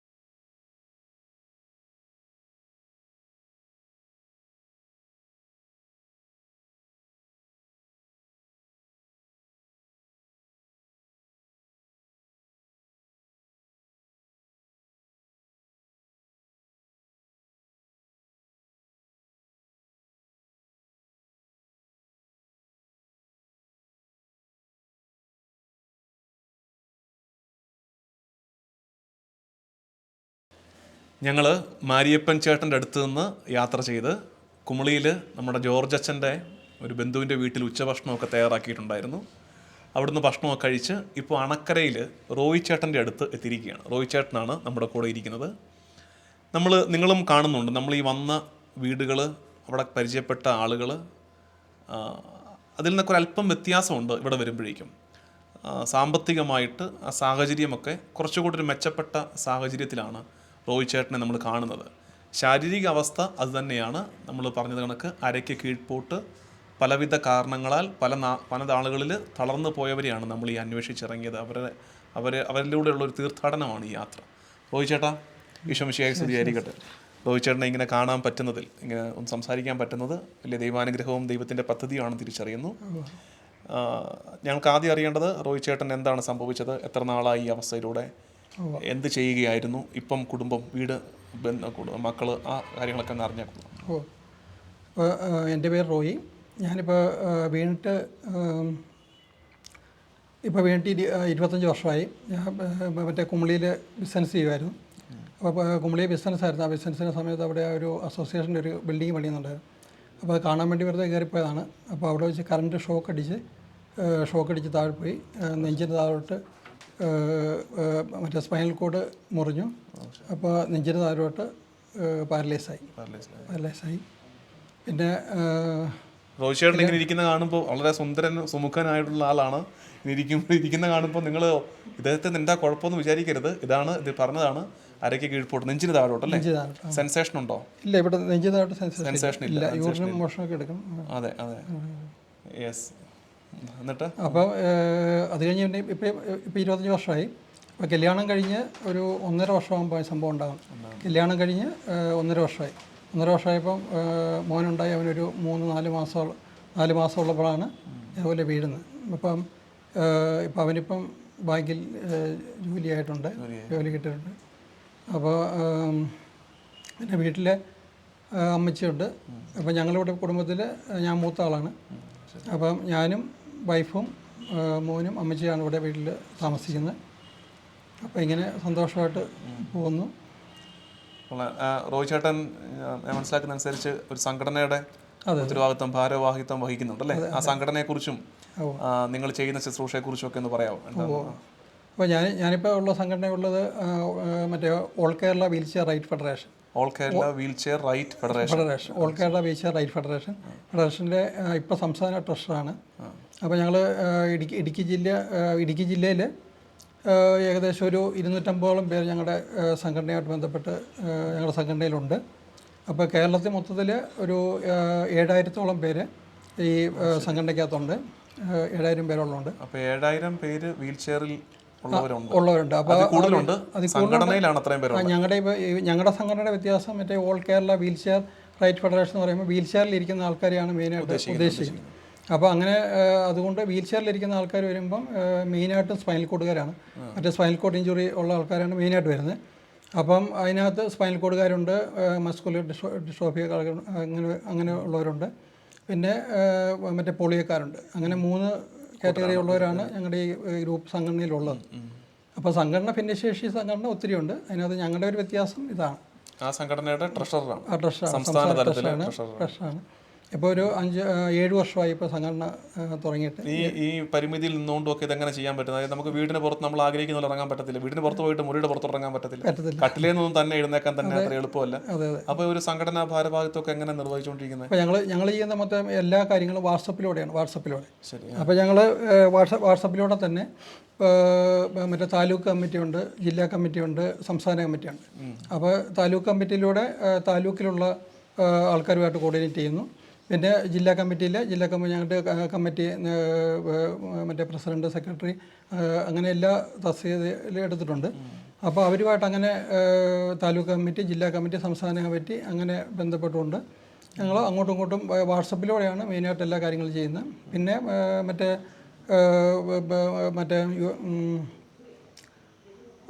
വാട്സപ്പിലൂടെ തന്നെ മറ്റേ അല്ലാതെ തന്നെയുള്ള ഇതേപോലെ തന്നെ കമ്മ്യൂണിക്കേഷനൊക്കെ നടക്കുന്നുണ്ട്. റോയ് ചേട്ടനോട് എനിക്ക് പ്രത്യേകം ചോദിക്കാനുള്ളതേ, നിങ്ങളുടെ അറിവിലേക്ക് ഞാൻ ഒരു കാര്യം പറയാം. ഒരു രസമുള്ള കാര്യമാണ്. റോയ് ചേട്ടനെടുക്ക് ഞങ്ങൾക്ക് നേരത്തെ അറിയിക്കാതെയാണ് വന്നത്. അറിയിക്കാൻ പറ്റിയില്ല ഇന്ന ദിവസം വരുമെന്നുള്ളത്. കാരണം ഞങ്ങളുടെ ഷെഡ്യൂളിൻ്റെയും കൂടെ പ്രശ്നം ഉണ്ടായിരുന്നു. ഞങ്ങൾ വന്നപ്പോൾ റോയ് ചേട്ടൻ കട്ടിലേക്ക് കിടക്കുകയാണ്. റോയ് ചേട്ടന് വളരെ സങ്കടം, നമുക്ക് അല്പം കഴിഞ്ഞിട്ട് ഷൂട്ട് ചെയ്യാം. അപ്പോഴേ എനിക്ക് തോന്നി മിക്കവാറും ഷേവ് ചെയ്ത് സുന്ദരനായിട്ട് വരാൻ വേണ്ടിയിട്ടായിരിക്കുമെന്ന്. അപ്പോൾ ആൾ പറഞ്ഞതുപോലെ തന്നെ ഷേവൊക്കെ ചെയ്ത് കട്ടിലേ വെച്ച് ഷൂട്ട് ചെയ്യേണ്ടെന്ന് പറഞ്ഞു. അതുകൊണ്ട് വീൽ ചെയറിലേക്ക് മാറിയിരുന്ന് മിടുക്കനായിട്ട് വന്നിരുന്നു. അപ്പോൾ അതിനകത്ത് ഇപ്പോഴും ആ ഒരു സെൽഫ് ലവ്, നമ്മളോടുള്ള സ്നേഹം പോയിട്ടില്ല, വിട്ടുകൊടുത്തിട്ടില്ല. നമ്മളോടുള്ള സ്നേഹം പോകുമ്പോഴാണ് നമ്മളിങ്ങനെ ഷാബിയായിട്ടിരിക്കുന്നത്, നമ്മളെ തന്നെ കെയർ ചെയ്യാത്തത്. അത് തന്നെ നല്ലൊരു സൈനാണ്. അങ്ങനെ നമ്മളെ നന്നായിട്ട് പ്രസൻറ്റ് ചെയ്യണമെന്നുള്ളത്. മുഖത്തോട് നോക്കിയാൽ തന്നെ 25 വർഷമായിട്ട് കിടക്കുന്ന ഒരാളാണെന്ന്, 25 വർഷമായിട്ട് അരയ്ക്ക് കീഴ്പോട്ട് തളർന്ന ഒരാളായിട്ട് നമുക്ക് തോന്നുക പോലും ഇല്ല. അപ്പോൾ എങ്ങനെയാണ് ആ പ്രത്യാശയിൽ നിൽക്കാൻ പറ്റുന്നത്? മുഖത്ത് നിന്ന് ആ ചൈതന്യം പോകാതെ എങ്ങനെ നിൽക്കുന്നു? അതിന് പലവിധ കാരണങ്ങൾ കാണും തീർച്ചയായിട്ടും. നമ്മുടെ വിശ്വാസം ഉൾപ്പെടെ ഉള്ള കാര്യങ്ങളുണ്ട്. ഏറ്റവും മെയിനായിട്ട് ദൈവാനുഗ്രഹമാണ്. അപ്പം അങ്ങനൊരു ദൈവാനുഭവത്തിലൂടെ അങ്ങനെ പോകാനും അതിനോടൊരു പ്രത്യേക ഒരു താല്പര്യമുണ്ട്. കുടുംബത്തിന്റെ പിന്തുണയുണ്ട്, ഉണ്ട്. ഇപ്പോൾ വൈഫ് ഒരു ഇന്ന് കാണാൻ പറ്റിയില്ല, വീട് വരെ പോയിരിക്കുകയാണ്, അല്ലെങ്കിൽ നമുക്ക് ആളെ കൂടെ ഉൾപ്പെടുത്താൻ പറ്റുമായിരുന്നു. അപ്പോൾ മറ്റേ വൈഫിൻ്റെ എല്ലാ സപ്പോർട്ടും ഉണ്ട്, എല്ലാ കാര്യം ചെയ്യുന്ന. മോനും ഉണ്ട്. പിന്നെ അതുപോലെ തന്നെ ഇങ്ങനെ ഈ ആദ്യം ഒരു വർഷം 2 വർഷം കാലം ഞാൻ ആദ്യം പറഞ്ഞതില്ല മറ്റേ ബിസിനസ് നടത്തിക്കൊണ്ടിരിക്കുകയായിരുന്നു. അപ്പോൾ ബിസിനസ്സിൻ്റെ ഒരു ഫീൽഡിലായിരുന്നുകൊണ്ട് അതിൻ്റെ ഒരു നല്ലൊരു ഇതിൽ നിന്ന ഒരു സമയമാണ്. എനിക്ക് 26 വയസ്സുള്ളപ്പോൾ ഈ സംഭവം ഉണ്ടാകും. അപ്പോൾ കല്യാണം കഴിഞ്ഞിട്ട് തന്നെ ഇപ്പം 26 വർഷമുള്ള കല്യാണം കഴിഞ്ഞിട്ട്. അപ്പോൾ അന്നേരം ആ സമയത്ത് അങ്ങനെ നിൽക്കുന്ന സമയത്ത് ഒരു 2 വർഷത്തേക്ക് ഇത് അക്സെപ്റ്റ് ചെയ്യാൻ ഇച്ചിരി ബുദ്ധിമുട്ടുണ്ടായിരുന്നു ആ സമയത്ത്. അത് കഴിഞ്ഞതിന് ശേഷം പിന്നെ നമ്മൾ ഇതിനോടങ്ങ് ചേരുമായിരുന്നു. ഓട്ടോമാറ്റിക്കായിട്ട് അങ്ങനെ ആ ഒരു ഇതിലോട്ട് അങ്ങ് ആയിപ്പോയി. അക്സെപ്റ്റ് ചെയ്തു, അംഗീകരിച്ചു. അംഗീകരിക്കുമ്പോൾ തന്നെ ആ ഒരു വഴക്കങ്ങ് മാറുന്നു അല്ലേ? നമുക്ക് അല്ല അങ്ങനെ നമ്മളോട് തന്നെ ഒരു വഴക്കങ്ങ് മാറും. അപ്പോൾ അത് കഴിഞ്ഞാൽ പിന്നെ ഈ ഒരു പരിധി വരെ ഇങ്ങനെയുള്ള ഈ കാര്യത്തെ പറ്റി ഇപ്പോൾ വീൽ ചെയറിലാണ് അല്ലെങ്കിൽ അതാണെന്നുള്ള അങ്ങനെയുള്ള ആ ഒരു മനസ്സിൽ അങ്ങനെ ചിന്തയേ ഇല്ല. അത് പോയി. മനസ്സിലെങ്കിലും നമുക്ക് അസ്വസ്ഥതകൾ എല്ലാ ദിവസവും ഒരു പരിമിതികളുണ്ട്. ഓരോ ദിവസവും ഇപ്പോൾ രാവിലെ തന്നെ യൂറിന് മോഷന് കുളിക്കാനുള്ള ദിവസം എല്ലാവരും 1-2 മണിക്കൂർ നേരത്തെ വർക്കുണ്ട് രാവിലെ തന്നെ. അപ്പോൾ 2 മണിക്കൂർ നേരത്തെ ആ വർക്ക് അത് കഴിഞ്ഞിട്ടാണ് കാപ്പി കുടിക്കാൻ ഇതിനൊക്കെ ആയിട്ട് പോകുന്നത്. ഞങ്ങൾ 10 മിനിറ്റ് കൊണ്ട് ചെയ്യുന്ന കാര്യങ്ങളാണ് സാധാരണ ആരോഗ്യമുള്ള മനുഷ്യൻ 10-15 മിനിറ്റ് കൊണ്ട് ചെയ്യുന്ന കാര്യങ്ങൾ എനിക്ക് 2 മണിക്കൂർ വേണം. 2 മണിക്കൂർ ശരിക്കും. അപ്പം ഞങ്ങൾക്ക് ഇതൊക്കെ ഞങ്ങൾ തിരിച്ചറിയാനറിയോ, ആ 10-15 മിനിറ്റ് കൊണ്ട് ചെയ്യാൻ പറ്റുന്നതിൻ്റെ ദൈവാനുഗ്രഹം. നമ്മളത് അത് അങ്ങനെ ഒരു ചിന്ത നമുക്കില്ല. നമുക്ക് ഈ പ്രാർത്ഥിച്ചിട്ട് കിട്ടുന്നത് മാത്രമേ ദൈവാനുഗ്രഹമായിട്ട് നമ്മൾ വിചാരിക്കുന്നുള്ളൂ. എനിക്ക് രാവിലെ ഒരു സ്ഥലത്തേക്ക് പോകാൻ വേണ്ടി 15 മിനിറ്റ് ഒരുങ്ങി ഇറങ്ങാൻ പറ്റുന്നുണ്ടെങ്കിൽ അത് തന്നെ ദൈവാനുഗ്രഹമാണെന്ന് അല്ലേ ഞങ്ങൾ കേൾക്കുമ്പോൾ മനസ്സിലാക്കുക. അപ്പോൾ അങ്ങനെയുണ്ട്. പിന്നെ അതേപോലെ തന്നെ ഇതുപോലെ ബുദ്ധിമുട്ടുന്ന ഒത്തിരി ആൾക്കാർ മറ്റേ ബെഡ് സോറ്, ഇൻഫെക്ഷൻ, അങ്ങനെ പല രീതിയിലുള്ള ഭാഗമായിട്ട് വരുന്ന ക്ലേശങ്ങൾ വേറെ എല്ലാം ഉണ്ട്. അപ്പോൾ ആ രീതിയിൽ മറ്റേ ബെഡേ കിടക്കേണ്ട അവസ്ഥ, അങ്ങനെ പല സാഹചര്യങ്ങളിലുള്ള ബുദ്ധിമുട്ടുകളുണ്ടെങ്കിലും അത് ദൈവാനുഗ്രഹം കൊണ്ട് അത് ആ ഒരു ജീവിക്കാൻ പറ്റുന്നുണ്ട്. ആ രീതിയിൽ അങ്ങനെ പോകുന്നു. ഇത് കണ്ടുകൊണ്ടിരിക്കുന്നവരുടെ ലോകത്തിന്റെ പല ഭാഗത്ത് മലയാളം സംസാരിക്കുന്ന പലരും ഇത് കേൾക്കുന്നുണ്ടാവും. അവരോടായിട്ടൊക്കെ പറയാനുള്ളത് എന്താ? റോയ് ചേട്ടനായിട്ട് എന്തെങ്കിലും ഇൻസ്പിറേഷൻ കിട്ടുന്നുണ്ടോ? അവരോട് ഇങ്ങനത്തെ അവസരം കിട്ടുകയല്ലേ, അവരോട് സംസാരിച്ച് മറ്റേ അവരോടായിട്ട് പറയാനുള്ളത്, ഇപ്പോൾ ഇതേപോലുള്ള സിറ്റുവേഷൻ ഏത് സാഹചര്യങ്ങളുണ്ടാകും, ഇപ്പോൾ വീൽ ചെയറിലോ അല്ലാത്ത രീതിയിലോ, അല്ലെങ്കിൽ ചിലർക്കൊരു വലിയൊരു പനിയോ അല്ലെങ്കിൽ ഏത് രോഗമാണ്. അപ്പോൾ ആ രോഗം ആയി കഴിയുമ്പോൾ നമുക്ക് ആർക്കാണെന്ന് പറഞ്ഞാൽ അത് ആദ്യം അതിൻ്റെ ബുദ്ധിമുട്ടും സാഹചര്യങ്ങളും ഉണ്ടാവും. എങ്കിൽ പോലും അത് ദൈവത്തിൽ ആശ്രയിച്ച് അത് ദൈവാനുഭവത്തോടുകൂടി അത് അംഗീകരിച്ച് അതിനോട് ചേർന്ന് നമുക്കിപ്പോൾ ആർക്കും എപ്പോഴും എന്ത് വേണമെങ്കിലും സംഭവിക്കാം, ഏത് സമയത്തൊന്നും സംഭവിക്കാം. അപ്പോൾ അത് അങ്ങനെ വന്നു കഴിഞ്ഞ് കഴിയുമ്പോൾ നമ്മളത് അംഗീകരിച്ച് അതോടൊപ്പം മുന്നോട്ട് പോവുക. പിന്നെ അതുപോലെ തന്നെ സന്തോഷത്തോടെ നമ്മൾ സ്വീകരിക്കുമ്പം നമുക്ക് ആ കാര്യത്തിൽ എല്ലാ കാര്യത്തിലും ഒരു പോസിറ്റീവ് എനർജി, പോസിറ്റീവായിട്ടുള്ളൊരു ഇത് കിട്ടും. അപ്പം നേരെ ഓപ്പോസിറ്റ് നമ്മളതൊരു ബുദ്ധിമുട്ടുള്ള രീതിയിൽ ഒരു വഴക്കായിട്ടോ അങ്ങനെ ഒരു രീതിയിലോട്ട് പോകുമ്പോൾ അത് കുടുംബത്തിലുള്ളവർക്കും നാട്ടുകാർക്കും എല്ലാവർക്കും ഒരു ബുദ്ധിമുട്ടായിട്ട് അത് മാറും. അപ്പോൾ അതുകൊണ്ട് എല്ലാവരും ഇങ്ങനെ സിറ്റുവേഷനിൽ ആരും വരാതിരിക്കട്ടെ. അപ്പോൾ വരുന്ന ആൾക്കാർ അവരിതുപോലെ തന്നെ അത് അംഗീകരിച്ച് അതിനോട് ചേർന്ന് നല്ല രീതിയിൽ തന്നെ മുന്നോട്ട് പോകാനുള്ള ഇതുണ്ടാകട്ടെ. ചേച്ചിയുമായിട്ടൊക്കെ ബന്ധപ്പെട്ട് ഈ കൂട്ടായ്മയിൽ എത്ര നാളായിട്ട് ചേച്ചികൾ അന്വേഷിച്ച് വന്നു? റോയ് ചേട്ടനൊക്കെ അന്വേഷിച്ച് വന്നതാണോ? അതെ. അല്ല, ഞങ്ങൾ അച്ഛനായിട്ടും വിന ചേച്ചിയൊക്കെ ആയിട്ട് ഞങ്ങൾ 10-15 വർഷമായിട്ടുള്ള ബന്ധമുണ്ട്. അപ്പോൾ ആദ്യം ഞങ്ങൾ ഈ സംഘടന തുടങ്ങുന്നതിന് മുമ്പ് തന്നെ ഇതേപോലെ തന്നെ ഞങ്ങൾ ഇടയ്ക്ക് ഒന്നിച്ച് കട്ടപ്പനയൊരിടത്ത് ഒന്നിച്ച് കൂട്ടുകയും അങ്ങനെയുള്ള കാര്യങ്ങളൊക്കെ ചെയ്യുമായിരുന്നു. അതിനുശേഷം ഞങ്ങളിപ്പം ഇടയ്ക്ക് വരും മറ്റേ വിന ചേച്ചി മിക്കവാറും എല്ലാ വീടുകളിലും വിസിറ്റ് ചെയ്യും. അത്യാവശ്യം പറ്റുന്ന രീതിയിലുള്ള എല്ലാ സ്ഥലങ്ങളിലും പോയി ആൾക്കാരെ കാണുകയും അവർക്ക് എന്തെങ്കിലും ചെയ്തു കൊടുക്കാൻ പറ്റുകയാണെങ്കിൽ ചെയ്തു കൊടുക്കുകയും പിന്നെ അവർക്ക് സന്തോഷം കൊടുക്കുകയും അങ്ങനെ എല്ലാ കാര്യങ്ങളിലും നല്ല ആക്റ്റീവാണ് വിനാശ്.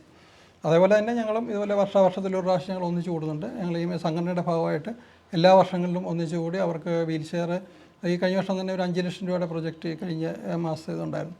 അപ്പോൾ അത് വെച്ച് വീൽ ചെയറുകൾ പിന്നെ ഇങ്ങനെ ഇരിക്കുന്ന ആൾക്കാർക്ക് വേണ്ട ഉപകരണങ്ങൾ അതൊക്കെ എല്ലാവരും ഞങ്ങൾ എന്ന് പറഞ്ഞു കഴിഞ്ഞാൽ എല്ലാ കാര്യങ്ങളും സ്പോൺസർ ചെയ്യിപ്പിക്കുക. എല്ലാ ആൾക്കാരെ കൊണ്ട് ഞങ്ങളാരും ഇതിനകത്ത് ഇത് വരുന്നില്ല.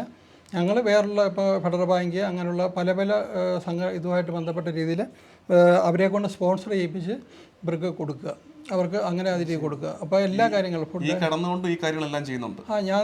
ഞങ്ങളുടെ കൂട്ടത്തിൽ ഇതുപോലെ തന്നെ ആക്റ്റീവായിട്ട് കുറേ പേരുണ്ട്. അപ്പോൾ ഞങ്ങളെല്ലാം കൂടെ അതിനകത്ത് പ്രസിഡന്റ്, സെക്രട്ടറി, ട്രഷറർ അങ്ങനെയുള്ള എല്ലാ ആൾക്കാരും ഉണ്ട്. ഈശോയെ കുറിച്ച് പറയുന്നുണ്ട്, വൂണ്ടഡ് ഹീലർ എന്ന് പറയും, മുറിവേറ്റ സൗഖ്യദായകൻ. മുറിവേറ്റ സൗഖ്യദായകനാണ് ഈശോ. അപ്പോൾ റോയ് ചേട്ടൻ ഇങ്ങനെ പറയുമ്പോഴേക്കും ഓൾറെഡി നമ്മൾ മുറിവേറ്റവനാണ്. മുറിവേറ്റവർക്കായിരിക്കും പക്ഷെ മറ്റുള്ളവരുടെ മുറിവിനെ കുറച്ചുകൂടെ മനസ്സിലാക്കാൻ പറ്റും, അവർക്കും ആവശ്യങ്ങളുണ്ടെന്ന് മനസ്സിലാക്കാൻ പറ്റും അല്ലെ. മറ്റുള്ളവരിലേക്ക് ഒരു തുറവില്ലാത്ത പക്ഷെ ഒരു മുറിവും കിട്ടിക്കാണത്തില്ല അവർക്ക്. അതുകൊണ്ടായിരിക്കും ചിലപ്പോൾ മറ്റുള്ള സങ്കടങ്ങളിലേക്ക് എത്താൻ പറ്റാം. അതൊരു ഭയങ്കര യാഥാർത്ഥ്യമാണ്. എന്ന് വെച്ച് കഴിഞ്ഞാൽ ഇപ്പം ശരിക്കും പറഞ്ഞു കഴിഞ്ഞാൽ ഇതേപോലുള്ള ആൾക്കാർക്ക് അവർക്ക് ശരിക്കും അറിയത്തുള്ളൂ ഇങ്ങനെയുള്ള ആൾക്കാരുടെ അവരുടെ ബുദ്ധിമുട്ടുകൾ. അപ്പോൾ ഇങ്ങനെ ഓരോ ദിവസം വീട്ടിൽ കഴിയുന്ന ഇവരുടെ ആരുടെയും വിഷമങ്ങളോ അവരുടെ ബുദ്ധിമുട്ടുകളോ ഇങ്ങനെയുള്ള കാര്യങ്ങൾ ഇതൊന്ന് കാണാനോ നോക്കാനോ ഇത് ചെയ്യാനോ പോയൊന്ന് കാണാൻ അതിന് പോലും ആൾക്കാർക്ക് സമയമില്ല. അവർക്ക് ഭയങ്കര ബിസിയാണ്, എല്ലാവർക്കും തിരക്കാണ്, എല്ലാവരും ബിസിയാണ്. അപ്പോൾ അങ്ങനെ സാഹചര്യമൊക്കെ ഉള്ളതുകൊണ്ട് ഇവർ ആരും ഇങ്ങനെയുള്ളവരൊന്നും അങ്ങനെ മൈൻഡ് ചെയ്യാറില്ല. പിന്നെ അതിനകത്തൊരു മൈനസായിട്ടുള്ളൊരു കാര്യം എന്താണെന്ന് വെച്ച് കഴിഞ്ഞാൽ ഇവർ ഒരു പരിധി വരെ എല്ലാവരും അവരോർക്കാന്ന് വെച്ചാൽ നിങ്ങളിങ്ങനെ ആയിക്കഴിഞ്ഞാൽ അവിടെ കിടന്നാൽ പോരെ, നിങ്ങൾ തന്നെ അതിനെ വെളിയിറങ്ങുന്നത്, നിങ്ങൾ തന്നെ ബാക്കിയുള്ള വീട്ടിൽ നിങ്ങൾക്ക് വീട്ടിൽ കിടന്നാൽ പോരെ, അല്ലെങ്കിൽ നിങ്ങൾക്ക് ഇങ്ങനെ പോയാൽ പോരെ, നിങ്ങൾ അതിനെ സർക്കാരുമായിട്ട് ബന്ധപ്പെട്ടതിന് പോകുന്നത് അല്ലെങ്കിൽ വേറെ കാര്യത്തിന് പോകുന്നത്. അപ്പോൾ ഞങ്ങൾ നടക്കുന്ന ആൾക്കാരുണ്ടല്ലോ, പക്ഷേ ഇവരുണ്ടെങ്കിലും ഞങ്ങളെപ്പോലുള്ളവർക്ക് ഒരു ഗുണം കിട്ടുന്നില്ല. അതുകൊണ്ട് ഞങ്ങൾ തന്നെ ഇറങ്ങുന്നു. ഞങ്ങൾ ഈ കാര്യത്തിൽ ബന്ധപ്പെടുന്നു. ഇപ്പോൾ കഴിഞ്ഞ ദിവസം തന്നെ മറ്റേ കൈവല്യ ലോണുമായിട്ട് ബന്ധപ്പെട്ട് ഒരു 2 വർഷമായിട്ട് കുടിശ്ശികയായിട്ട് കിടക്കുമായിരുന്നു. 2 വർഷമായിട്ട് കൈവല്യ ലോണ് അവർ ഫണ്ടില്ലെന്നും പറഞ്ഞുകൊണ്ട് നിർത്തിയിട്ടേക്കുമായിരുന്നു. അത് മുഖ്യമന്ത്രിയായിട്ട് ബന്ധപ്പെട്ട് ഇങ്ങനെ പല കാര്യങ്ങളും ഇതാക്കി 7800 പേർക്ക് 45 കോടി രൂപ പാസ്സാക്കി. സർക്കാർ പാസ്സാക്കി 7800 പേർക്ക് 50,000 രൂപ വെച്ച് കിട്ടി, പൈസ കിട്ടി. അതിനകത്ത് 25,000 രൂപ അടയ്ക്കേണ്ട, 25,000 രൂപ 500 രൂപ വെച്ച് മാസം അടച്ചാൽ മതി. അപ്പോൾ ആ ഫണ്ട് അവർക്ക് അത് കിട്ടി. അപ്പോൾ അങ്ങനെയുള്ള പല പല കാര്യങ്ങൾ, ഇപ്പോൾ പെൻഷൻ്റെ കാര്യമാണെങ്കിലും പെൻഷനാണെങ്കിലും ഇപ്പോൾ നിസ്സാരം 1600 രൂപ പെൻഷൻ കിട്ടുന്നത്. ഇപ്പം ഇപ്പോഴത്തെ ജീവിത സാഹചര്യം ഇപ്പോഴത്തെ ഇത് വെച്ചുള്ള രീതിയിൽ ഇപ്പോൾ അറിയാൻ പറ്റും. ഇപ്പം നമുക്കൊരു 1600 രൂപ കിട്ടിക്കഴിഞ്ഞാൽ എന്താ ചെയ്യാനുണ്ട്? ഈ 1600 രൂപ പോലും ഇപ്പം 3 മാസം പെൻഡിങ്ങാണ് പെൻഷൻ. ഇപ്പം പെൻഡിങ് ഒക്കെ വരുമ്പോഴേക്കും പിന്നെ കിട്ടുമ്പോൾ കുടിശ്ശിക തീർത്ത് കിട്ടുമോ? ഇല്ല, കിട്ടുന്നില്ല. ഇപ്പോഴും കഴിഞ്ഞ പ്രാവശ്യം തന്നെ 1 കിട്ടി, പിന്നെ 2 കൊടുത്തു. ഇപ്പോൾ ഈ കഴിഞ്ഞ മാസം 1 കൊടുത്തു. ഇനിയിപ്പം 3 മാസത്തെ കുടിശ്ശിക ഇപ്പോഴും കിടക്കുകയാണ്. ദൈവം സഹായിച്ച റോയ് ചേട്ടനെ സംബന്ധിച്ച് പക്ഷേ ഈ പെൻഷൻ കിട്ടിയിട്ട് വേണ്ടായിരിക്കും കാര്യങ്ങൾ. ഇല്ല, അത് മാത്രം ആശ്രയിച്ച് ജീവിക്കുന്നതോളം പേരുണ്ടല്ലേ ഒത്തിരി. ഇവർ ഈ പെൻഷൻ കിട്ടിക്കഴിഞ്ഞിട്ട് സാധനങ്ങൾ വാങ്ങിക്കാൻ വേണ്ടി, അതുപോലെ വീട്ടിലെ കാര്യങ്ങൾ ഇത് സെറ്റ് ചെയ്യാൻ വേണ്ടി, അതുപോലെ തന്നെ ഈ നിസ്സാരം കിട്ടുന്ന ഈ 1600 രൂപ പോലും കിട്ടാൻ വേണ്ടി കാത്തിരിക്കുന്ന ഒത്തിരി ആൾക്കാരുണ്ട്. പക്ഷേ ഇതൊന്നും സർക്കാരൊന്നും കാണുന്നില്ല. അവർ കണ്ടതായിട്ട് പോലും അതിനെപ്പറ്റി ഒരു ഇതായിട്ട് അവർ നടിക്കുന്നില്ല. അതൊക്കെ ഒത്തിരി ബുദ്ധിമുട്ടുള്ള കാര്യമാണ്. ഒത്തിരി ഇങ്ങനെയുള്ള കാര്യങ്ങൾ. അതും പിന്നെ അതുപോലെ തന്നെ എന്നെപ്പോലുള്ള ആൾക്കാരെ നോക്കാൻ വേണ്ടി 600 രൂപ സർക്കാർ കൊടുക്കുന്നുണ്ട്. അതൊക്കെ തുച്ഛമായ തുക, അതുപോലും കിട്ടുന്നില്ല. അതിപ്പോൾ 2 വർഷമായിട്ട് കിട്ടുന്നില്ല, 2 വർഷമായിട്ട്. അപ്പോൾ ഇതേപോലെ ഇങ്ങനെ അപ്പോൾ ഞങ്ങൾ പറയാനുള്ളത് എന്താണെന്ന് വെച്ചാൽ ഒരു പരിധി വരെ ഇങ്ങനെയുള്ള ഒരു പ്രത്യേക കാറ്റഗറിയിലാക്കിക്കൊണ്ട് ഈ എല്ലാ ഭിന്നശേഷിക്കാരെന്ന് പറയുമ്പോൾ ലക്ഷക്കണക്കിന് ആൾക്കാർ ഉണ്ട്. അപ്പോൾ ഈ ഞങ്ങളെപ്പോലുള്ള ഇങ്ങനെയുള്ള ആൾക്കാരെ അവരെ പ്രത്യേക ഒരു കാറ്റഗറിയിൽ ആക്കിക്കൊണ്ട് അവർക്ക് പ്രത്യേകമുള്ള പരിഗണന കൊടുക്കണം. എല്ലാ തരത്തിലും അവർക്ക് പരിഗണന വേറെ കൊടുക്കും. അപ്പോൾ അവരെ കൊണ്ട് ഇപ്പോൾ പറഞ്ഞ പോലെ മറ്റേ ഭിന്നശേഷിക്കാർ ചിലപ്പം കൈക്കും അല്ലാതെ കാലും അല്ലാതെ അവർക്ക് പല രീതിയിലും വെളിയിലിറങ്ങാനൊക്കെ പറ്റും, ലോട്ടറി വയ്ക്കുക അങ്ങനെ വരും. പക്ഷേ ഞങ്ങളെപ്പോലുള്ള കുറേ ആൾക്കാർക്ക് ഒന്നും ചെയ്യാൻ പറ്റില്ല, ഒരു സാധ്യതയില്ല. അപ്പോൾ അതൊക്കെ അതായത് റോയ് ചേട്ടനോട് സംസാരിച്ചപ്പോഴാണ് നമ്മൾ കുറച്ചുകൂടെ ഗൗരവത്തോടെ ഇവർ കടന്നു പോകുന്ന സാഹചര്യത്തെ, ഇവർ നേരിടുന്ന വെല്ലുവിളികളെ ഒക്കെ നമ്മൾ മനസ്സിലാക്കിയത്. നമുക്ക് പിന്തുണ അറിയിക്കാം ഇവരോട്, ഞങ്ങളൊക്കെ കൂടെ ഉണ്ടെന്നുള്ളത്. കാരണം ഒരു സമൂഹത്തിൻ്റെ നിലവാരം എന്ന് പറയുന്നത് ആ കൂട്ടത്തിലെ ഏറ്റവും ബലഹീനരോട് കാണിക്കുന്ന ആർദ്രതയും കരുണയാണ്. ബലഹീനർ എന്ന് പറയുന്നത് ഒരു മോശം പ്രയോഗത്തിലല്ല, ഇടയ്ക്ക് എപ്പോഴൊക്കെയോ ബലമില്ലാതായി പോയ പല കാരണങ്ങൾ കൊണ്ട് അവരോട് കാണിക്കുന്ന കരുതൽ, അവരെ ചേർത്ത് പിടിക്കാൻ കാണിക്കുന്ന മനസ്സാണ് ഒരു സമൂഹത്തിൻ്റെ ഭരണകൂടത്തിൻ്റെ വിജയം എന്നുള്ളത്. അത്തരം ഒരുപാട് ആവലാതികളും ആശങ്കകളും ഉള്ളപ്പോഴും ഇവർ മുന്നോട്ട് വയ്ക്കുന്നൊരു പ്രത്യാശ നമ്മൾ പഠിക്കേണ്ടതാണ്. ഇന്ന് ഞാൻ പ്രാർത്ഥിച്ച കാര്യത്തിന് നാളെ ഉത്തരം കിട്ടണമെന്ന് വാശി പിടിക്കുന്ന ഒരു ആധുനിക ആത്മീയതയുടെ കാലത്ത്, എൻ്റെ പ്രാർത്ഥനകൾക്ക് ഉത്തരം കിട്ടാതെ വരുമ്പോൾ, എൻ്റെ പദ്ധതികൾ തകരുമ്പോൾ, ദൈവം എവിടെയെന്നും ദൈവമില്ലെന്നും പ്രസ്താവന ഇറക്കുന്ന തലമുറകളുടെ കാലത്ത് 25 വർഷമായി തളർന്നു കിടക്കുന്ന ഒരു മനുഷ്യൻ പറയുന്നു, ദൈവാനുഗ്രഹത്താലെയാണ് ഞാൻ ഈ നടപ്പൊക്കെ നടന്നതെന്ന്. 25 വർഷമായിട്ട് കിടക്ക വിട്ട് ഈ വീടിൻ്റെ ആവൃത്തി വിട്ട് പുറത്തേക്ക് ഇറങ്ങാൻ പറ്റാത്തയാൾ പറയുന്നു, എൻ്റെ കർത്താവിലുള്ള വിശ്വാസമാണ് എന്നെ മുന്നോട്ട് നടത്തുന്നതെന്ന്. ഇതാണ് ട്രൂ ഫെയ്ത്ത്. ഉത്തരങ്ങൾ കിട്ടാതാകുമ്പോഴും സങ്കടങ്ങൾ മാറിപ്പോകാതിരിക്കുമ്പോഴും കർത്താവിൽ ആശ്രയിക്കാൻ പറ്റുന്ന ഈ തീ പോലത്തെ വിശ്വാസത്തിൻ്റെ പങ്കിന് വേണ്ടിയിട്ടെങ്കിലും നമ്മൾ പ്രാർത്ഥിക്കണ്ടേ? അടുത്ത വീട്ടിലേക്ക് അടുത്തയാളെ കാണാൻ നമുക്ക് യാത്ര പോകാം. റോയ് ചേട്ടാ, ഒത്തിരി നന്ദി ഞങ്ങളുടെ കൂടെ സമയം ചെലവഴിച്ചതിന്.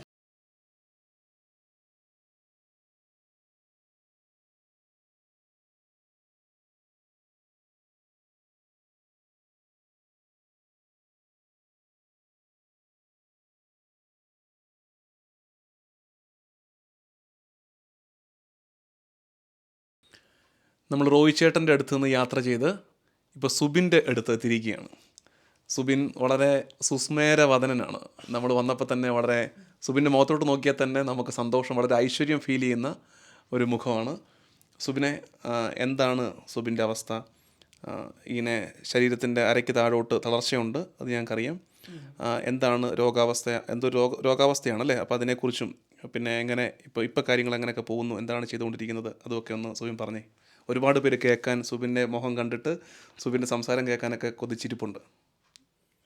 എനിക്ക് മസ്കുലർ ഡിസ്ട്രോഫിയ എന്ന് പറയുന്ന രോഗമാണ്.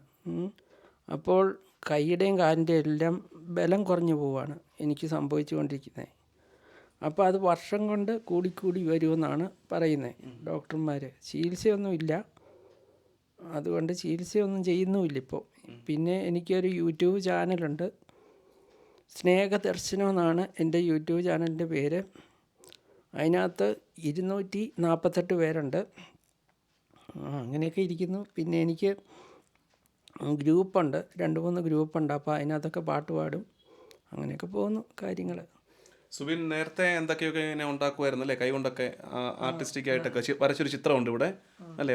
ഇതെന്തായിരുന്നു ഉദ്ദേശിച്ചത്? ചിത്രങ്ങൾ വരച്ചിട്ടുണ്ടായിരുന്നു. ചിത്രം ഇതൊരു വിളക്ക് ആയിട്ട് ഉണ്ടാക്കിയതാണ്.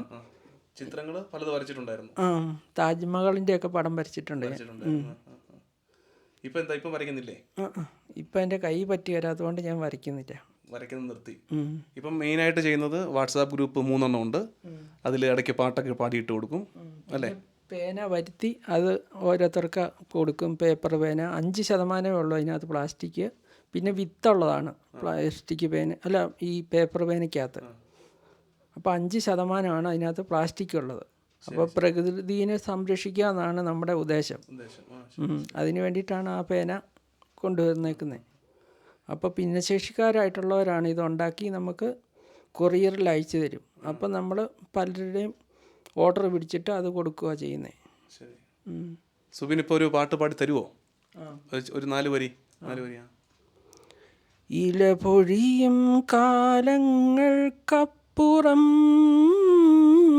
തളിരണിയും കാലമുണ്ടതോർക്കണം, കവിളിലൂടൊഴുകുന്ന കണ്ണീരിനപ്പുറം പുഞ്ചിരിയുണ്ടെന്നതും ഓർക്കണം. ഇല പൊഴിയും കാലങ്ങൾക്കപ്പുറം തളിരണിയും കാലമുണ്ടതോർക്കണം, കവിളിലൂടൊഴുകുന്ന കണ്ണീരിനപ്പുറം പുഞ്ചിരിയുണ്ടെന്നതും ഓർക്കണം. സുബിനെ, ഒത്തിരി നന്ദി. ഞങ്ങളിങ്ങനെ കൗതുകത്തോടെയാണ് ഓരോ ആൾക്കാരെയും കണ്ട് അവസാനം റോയ് ചേട്ടനെയും കണ്ട് സുബിൻ്റെ അടുത്തെത്തിയിരിക്കുന്നത്. നിങ്ങളെയൊക്കെ കാണുമ്പോൾ എനിക്കും എൻ്റെ കൂടെ വന്നിരിക്കുന്നവർക്കും ഇത് കണ്ടുകൊണ്ടിരിക്കുന്നവർക്കൊക്കെ വലിയ ദൈവാനുഗ്രഹത്തിൻ്റെ അനുഭവമാണ്. നിങ്ങളെ ഓർത്ത് ദൈവത്തിന് നന്ദി പറയുന്നുണ്ട്. അപ്പോൾ ഞങ്ങളും കിട്ടിയ അനുഗ്രഹങ്ങളെക്കുറിച്ചൊക്കെ നന്ദി പറയുകയാണ്. സുബിൻ എന്താ ലോകത്തോട് പറയാനുള്ളത്? ഇപ്പോൾ ഇങ്ങനെ ഒരു പ്ലാറ്റ്ഫോമിൽ എത്ര പേര് കാണുമായിരിക്കും? കുറേ അധികം പേര് ഒരു പക്ഷേ ഇത് കാണുമായിരിക്കും. അങ്ങനെ കുറേ പേര് സുബിനെ കേൾക്കാൻ പോവാണ്, സുബിൻ്റെ മുഖം കാണാൻ പോവാണ്, സുബിൻ്റെ ഉള്ളിലെ ആശയം അവരറിയാൻ പോവാണ്. ലോകത്തോട് സുബിന് പറയാനുള്ളത് എന്താ? എല്ലാവരെയും സഹായിക്കുക എന്നുള്ളതാണ് എൻ്റെ തീരുമാനം. ഞാൻ ഏതായാലും സഹായിക്കാൻ തീരുമാനിച്ചു. അത് സുബിൻ്റെ വാക്കുകളിലുണ്ട്. കാരണം സുബിൻ പറഞ്ഞത് എന്താ, ആ പേന ഉണ്ടാക്കുന്നത് ഭിന്നശേഷിക്കാരാണ്. ആ പേന സുബിൻ വാങ്ങിച്ചിട്ട് സുബിൻ അത് വീണ്ടും അത് മാർക്കറ്റ് ചെയ്യുന്നു. അപ്പോൾ എന്താ, അവരിലേക്ക് ഈ തളർന്നിരിക്കുന്ന ആ അവസ്ഥയിലും മറ്റുള്ളവരിലേക്ക് സഹായം എത്തിക്കുന്ന ആ മനസ്സുണ്ട് സുബിൻ്റെത് അല്ലേ? ഇതിൻ്റെ യൂട്യൂബ് ചാനൽ സ്നേഹദർശനം. അപ്പോൾ നമുക്ക് ചെയ്യാവുന്നൊരു കാര്യം, സുബിന് വളരെ അഭിമാനമാണ് 248 പേര് സബ്സ്ക്രൈബേഴ്സ് ഉണ്ട് സുബിൻ്റെ യൂട്യൂബ് ചാനൽ എന്നുള്ളത്. നമുക്ക് സുബിനോട് ചെയ്യാവുന്നൊരു കൊച്ചു സന്തോഷം, സ്നേഹപ്രകടനം. നിങ്ങൾ യൂട്യൂബിൽ നോക്കിയാൽ ഒരുപക്ഷെ കാണാൻ പറ്റുമായിരിക്കും സ്നേഹദർശനം എന്ന സുബിൻ്റെ ആ ചാനൽ. ആ ചാനലിൻ്റെ ആ സബ്സ്ക്രിപ്ഷൻ ബട്ടൺ അമർത്തിയത് കൊണ്ട് നമുക്ക് ആർക്കും ഒരു നഷ്ടം വരാൻ പോകുന്നില്ല. പക്ഷേ ഇവിടെ ഈ കിടക്കയിലിരുന്ന് സുബിൻ സന്തോഷിക്കും. ആ 248 250 ആകുമ്പോൾ, അത് 300 ആകുമ്പോൾ, 400 ആകുമ്പോൾ എന്നെ കേൾക്കുന്നവർക്ക് സുബിന് കൊടുക്കാവുന്ന കൊച്ചു സമ്മാനവും സന്തോഷവുമാണത് അല്ലേ? അപ്പോൾ കൂടുതൽ ആളുകൾ വരും, കൂടുതൽ അതിനകത്ത് പാട്ടൊക്കെ പാടിയിടണം. ഞങ്ങളിടയ്ക്ക് സുബിൻ്റെ പാട്ടൊക്കെ ആ യൂട്യൂബ് ചാനലിലൂടെ കേൾക്കും ഞങ്ങൾ. പിന്നെ ഇത് ഭിന്നശേഷിക്കാരെ സഹായിക്കാനാണ് എൻ്റെ താല്പര്യം. സുബിന് ചാനലും കൊണ്ട് ഈ ചാനൽ മെച്ചപ്പെട്ട് വരുന്നതനുസരിച്ച് ഭിന്നശേഷിക്കാർക്ക് സഹായം എത്തിക്കണമെന്ന് ആഗ്രഹമുണ്ട് അല്ലേ? ദൈവം അനുഗ്രഹിക്കട്ടെ സുബിനെ. സുബിൻ്റെ കൂടെ ചിലവഴിച്ച ഈ കുറച്ച് നേരം ദൈവാനുഗ്രഹത്തിൻ്റെ നേരമായിരുന്നു. ഇവരെയൊക്കെ കണ്ട് ഇങ്ങനെ ഓരോ വീട്ടിൽ നിന്നും പ്രാർത്ഥിച്ചിറങ്ങുമ്പോൾ ഇവർ പറയാതെ പറയുന്നത്, അല്ലെങ്കിൽ ജീവിതം കൊണ്ട് നമ്മളെ പഠിപ്പിക്കുന്നത് ആ പാട്ട് തന്നെയാണ്. ഇല കൊഴിയുന്ന കാലങ്ങൾക്കപ്പുറം ഇനിയൊരു കാലം വരും, കണ്ണീരിൻ്റെ കാലത്തിനപ്പുറം ഇനി ചിരിക്കുന്ന ഒരു കാലം വരും. നിങ്ങളുടെ പ്രതീക്ഷ ഞങ്ങൾക്ക് പ്രത്യാശ സമ്മാനിക്കും.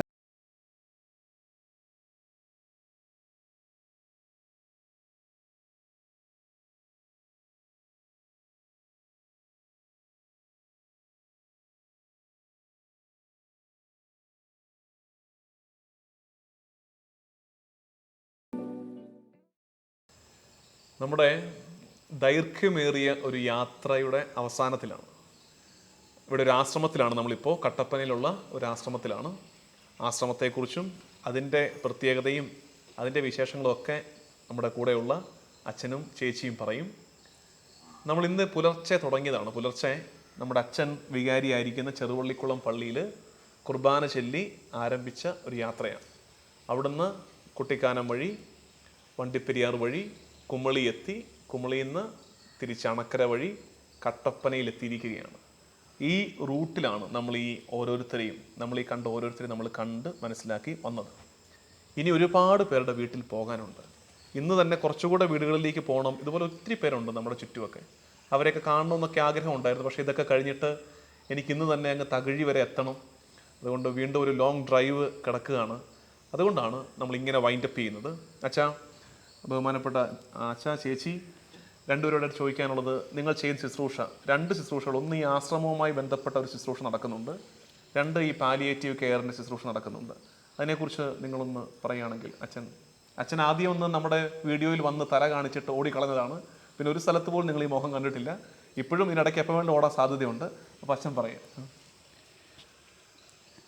ഇന്ന് ഞങ്ങൾ കുറേയേറെ വീടുകളിൽ പോകണമെന്ന് ആഗ്രഹിച്ചു, പക്ഷേ പോകാനായിട്ട് സാധിച്ചില്ല. ഒരുപക്ഷെ ഒരു 500-ഓളം പേര് ഈ ഇടുക്കി ജില്ലയിൽ അരക്കീഴ്പോട്ട് ചലനശേഷിയില്ലാത്ത പാരാപ്ലീജിയ ആൾക്കാരുണ്ട്. അതിൽ 300-ഓളം പേരെ ഞങ്ങൾക്ക് പരിചയവുമുണ്ട്. അതിൽ കുറച്ച് വീടുകളിൽ പോകാനായിട്ട് സാധിച്ചു. അപ്പോൾ ആ ശുശ്രൂഷയെക്കുറിച്ച് അച്ഛനോട് പറയാനായിട്ടിടയായത്, ഞങ്ങളുടെ പള്ളിയിൽ ചെറുവള്ളിക്കുളം പുറക്കയം ഇടവകളിലെ ധ്യാനം നടത്തിയത് അച്ഛനാണ്. ആ സമയത്ത് പറഞ്ഞപ്പോൾ അച്ഛനിങ്ങനെ ഈ ശുശ്രൂഷയ്ക്ക് വരാനായിട്ട് താല്പര്യമുണ്ട്, ഇതൊന്ന് കവർ ചെയ്യണമെന്ന് ആഗ്രഹമുണ്ടെന്ന് പറഞ്ഞ് അങ്ങനെയാണ് ഞങ്ങളിന്ന് പുറപ്പെട്ടത്. ഇന്ന് ഇവിടെ വന്നിരിക്കുകയാണ്. അപ്പോൾ ഈ ആശ്രമത്തിൽ ഇപ്പോൾ ഇത് സാന്ത്വനം പാലിയേറ്റീവ് പ്രെയർ ആൻഡ് കെയർ സെൻ്ററാണ്. നല്ല മരണത്തിന് ഒരുക്കുന്നൊരു സെൻ്ററായത്. ഇവിടെ വെച്ചാണ് ഈ വീഡിയോ എടുക്കുന്നത്. അപ്പോൾ ഇവിടെ വന്ന് കുറേയേറെ പേര്, കരോട്ട് ഒരു ചെറിയ വീട്ടിലായിരുന്നു ഇത് തുടങ്ങിയത്. ഇവിടെ വന്ന് ഒരു 22-ഓളം പേര് മരണം മൂലം നല്ല മരണം കിട്ടി വേറോട്ട് പോയി. ഇപ്പോൾ കുറച്ച് ആളുകളെ ഈ ആശ്രമത്തിലുള്ളൂ. ഇതെല്ലാം നോക്കി നടത്തുന്നത് പുറത്ത് UK ഒരു 12-ഓളം പേര് ഉള്ള ഒരു ഗ്രൂപ്പുണ്ട്. അവർ ഞങ്ങളെ സപ്പോർട്ട് ചെയ്യാറുണ്ട്. അതുപോലെ തന്നെ ഈ ലോക്കലിലുള്ള കുറേയേറെ ആൾക്കാർ ഞങ്ങളെ സഹായിക്കുന്നുണ്ട്, പല വിധത്തിൽ സഹായിക്കുന്നുണ്ട്. അങ്ങനെയാണ് ഇത് റൺ ചെയ്ത് പോകുന്നത്. അപ്പോൾ അവരെ എല്ലാവരെയും പ്രാർത്ഥനയിൽ ഓർക്കുന്നുണ്ട് ഞങ്ങൾ. അപ്പോൾ ഇതിനെല്ലാം നേതൃത്വം കൊടുക്കുന്നതും അതുപോലെ തന്നെ ഈ പാലിയേറ്റീവ് കെയറിലേക്കൊക്കെ ഞങ്ങളെ കൊണ്ടുവന്നതും ഒക്കെ ഈ ബീനായാണ്. അപ്പോൾ ബീന ആണ് ഇവിടുത്തെ ദൈനംദിന കാര്യങ്ങൾ നോക്കുന്നതും ഇവിടുത്തെ എക്സിക്യൂട്ടീവ് ചെയ്യുന്നതുമൊക്കെ. അതുകൊണ്ട് ഞാൻ കൂടുതൽ കാര്യങ്ങളൊക്കെ പറയാനായിട്ട് ബീനായെ ഏൽപ്പിക്കുകയാണ്. ബീനായ ആണ് ഈ ശുശ്രൂഷയിലേക്ക് ഞങ്ങളെ കൊണ്ടുവന്നത്. സ്നേഹബഹുമാനപ്പെട്ട അച്ഛന്മാരെ, എനിക്ക് പറയാനുള്ളത്, ഞാൻ ഇതൊരു നിമിത്തമായി എന്ന് മാത്രം പറയുന്നുള്ളൂ. ഞാനൊരു വീട്ടമ്മയായിരുന്നു. മാതൃദീപ്തിയിൽ ഒരു ക്ലാസ് കേൾക്കാൻ വേണ്ടി ബഹുമാനപ്പെട്ട ഞങ്ങളുടെ വികാരിയച്ഛനായിരുന്നു, അന്ന് അന്ന് വികാരിയായിരുന്നു കൊച്ചുപറമ്പിലച്ഛൻ, കൊച്ചുതോവാള സെൻറ്റ് ജോസഫ് ഇടവക. അപ്പോൾ അവിടെ നിന്ന് മാതൃദീപ്തിയുടെ ക്ലാസ് കേൾക്കാൻ ചോറ്റുപാറ ജിയന ആശ്രമത്തിലേക്ക് പറഞ്ഞു വിട്ടു. അവിടെ ചെന്ന് കഴിഞ്ഞപ്പം സിസ്റ്റർ ലിസി ജോസ് പറഞ്ഞു, ഈ ചെറിയവരിൽ ഒരുവന് ചെയ്തപ്പോൾ നിങ്ങൾ എനിക്ക് തന്നെയാണ് ചെയ്തത് എന്നുള്ളൊരു വചനം സിസ്റ്റർ ലിസി ജോസ് അവിടെ പറയുകയുണ്ടായി. അപ്പോൾ ഇത് കേട്ട് കഴിഞ്ഞപ്പോൾ തൊട്ട് കേട്ട് കഴിഞ്ഞ് സിസ്റ്റർ ഇങ്ങനെ ഓരോ കാര്യങ്ങൾ ചെയ്യുന്ന കാര്യങ്ങളെക്കുറിച്ച് പറഞ്ഞുകൊണ്ടിരിക്കുകയാണ്. വീടുകളിൽ കിടക്കുന്ന രോഗികളെ നോക്കുന്നു, അതുപോലെ ഓരോരോ നോക്കാൻ ആളില്ലാത്ത രോഗികളുടെ കാര്യങ്ങൾ പറയുന്നു. അങ്ങനെ ഓരോരോ രോഗികളുടെ കാര്യങ്ങളും പറഞ്ഞപ്പോഴും പിന്നീട് എന്തൊക്കെയാണ് പറഞ്ഞതെന്ന് സത്യത്തിൽ എനിക്കറിയില്ല. അപ്പോൾ എല്ലാം മനസ്സിൽ കയറി, എനിക്ക് ഈ ശുശ്രൂഷ ചെയ്യാൻ പറ്റുമോ എൻ്റെ ഈശോയെ, നീ എനിക്ക് അതിനുള്ള കൃപ തരണമേ. അത്രയാണ് ഞാൻ അവിടെ ഇരുന്നുകൊണ്ട് പ്രാർത്ഥിച്ചത്. അത് കഴിഞ്ഞ് സിസ്റ്ററിൻ്റെ അത് 2010 ആ സമയത്താണ്, 2010 അപ്പോൾ ആ സമയത്ത് അന്നേരം മുതലിരുന്ന് പ്രാർത്ഥിച്ച് കഴിഞ്ഞപ്പോഴത്തേന് സിസ്റ്ററിൻ്റെ ക്ലാസ് കഴിഞ്ഞു. വീണ്ടും ഫാദർ റോയി വടക്കേലച്ഛൻ വന്നു. അച്ഛൻ്റെ വാക്കുകളും ഇത് തന്നെയാണ്.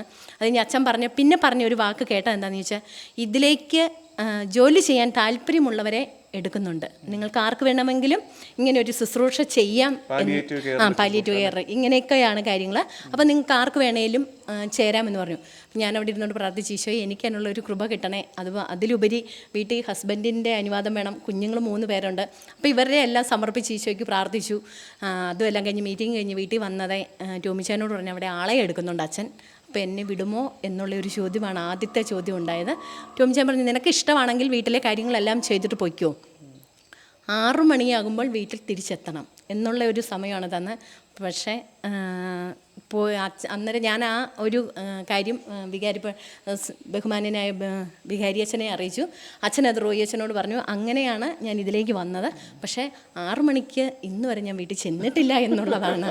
8 മണി 8:30 അങ്ങനെയുള്ള എല്ലാം തീർത്താണ് ഞാൻ പോകാറുള്ളത്. അപ്പം രാവിലെ വീട്ടിലെ എല്ലാ കാര്യങ്ങളും ചെയ്ത് 8:30 എന്നുള്ള ഒരു സമയമുണ്ടെങ്കിൽ ഇപ്പം 10-15 വർഷം ആകാറാകുകയാണ്.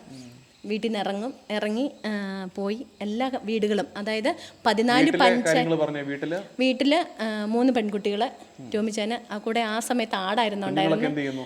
മൂത്ത മോള് പഠിച്ച് കഴിഞ്ഞു, ഇപ്പം UK വർക്ക് ചെയ്യുന്നു, MSW കഴിഞ്ഞാണ് പോയത്. രണ്ടാമത്തെ മോള് നേഴ്സിംഗ് പഠിച്ചു കഴിഞ്ഞു, മുണ്ടക്കയം മെഡിക്കൽ ട്രസ്റ്റ് ജോലി ചെയ്യുന്നു.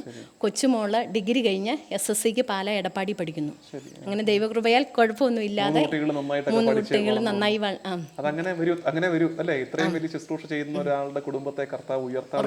ഉറപ്പായിട്ടും. അതിലുപരി എനിക്ക് പറയാനുള്ള ടോമിച്ചായൻ്റെ ഫുൾ സപ്പോർട്ടാണ്. എവിടെ പോകണോ എന്ന് പറഞ്ഞാലും മുന്നിലുണ്ട്. ഞാൻ ഇച്ചിരി ഒന്ന് പുറകോട്ട് വലിഞ്ഞാൽ പോലും ടോമിച്ചാന് പോകണ്ടേ എന്ന് ചോദിച്ച് കൊണ്ടുപോകുന്നുണ്ട്. ആടുണ്ട്, എല്ലാം ഉണ്ട്. ആടുണ്ട്, പശുവുണ്ട്, കോഴിയുണ്ട്, പട്ടിയുണ്ട്, എല്ലാം ഉണ്ടാക്കി റെഡിയാക്കി അവർക്ക് പൊതി കെട്ടി 8:30 ആകുമ്പോഴത്തേനും വെക്കും. പിന്നെ സ്കൂളിൽ മലയാളം മീഡിയത്തിൽ പഠിച്ചുകൊണ്ട് അവിടെ കഞ്ഞിമ്പയറും ഉണ്ടായിരുന്നു.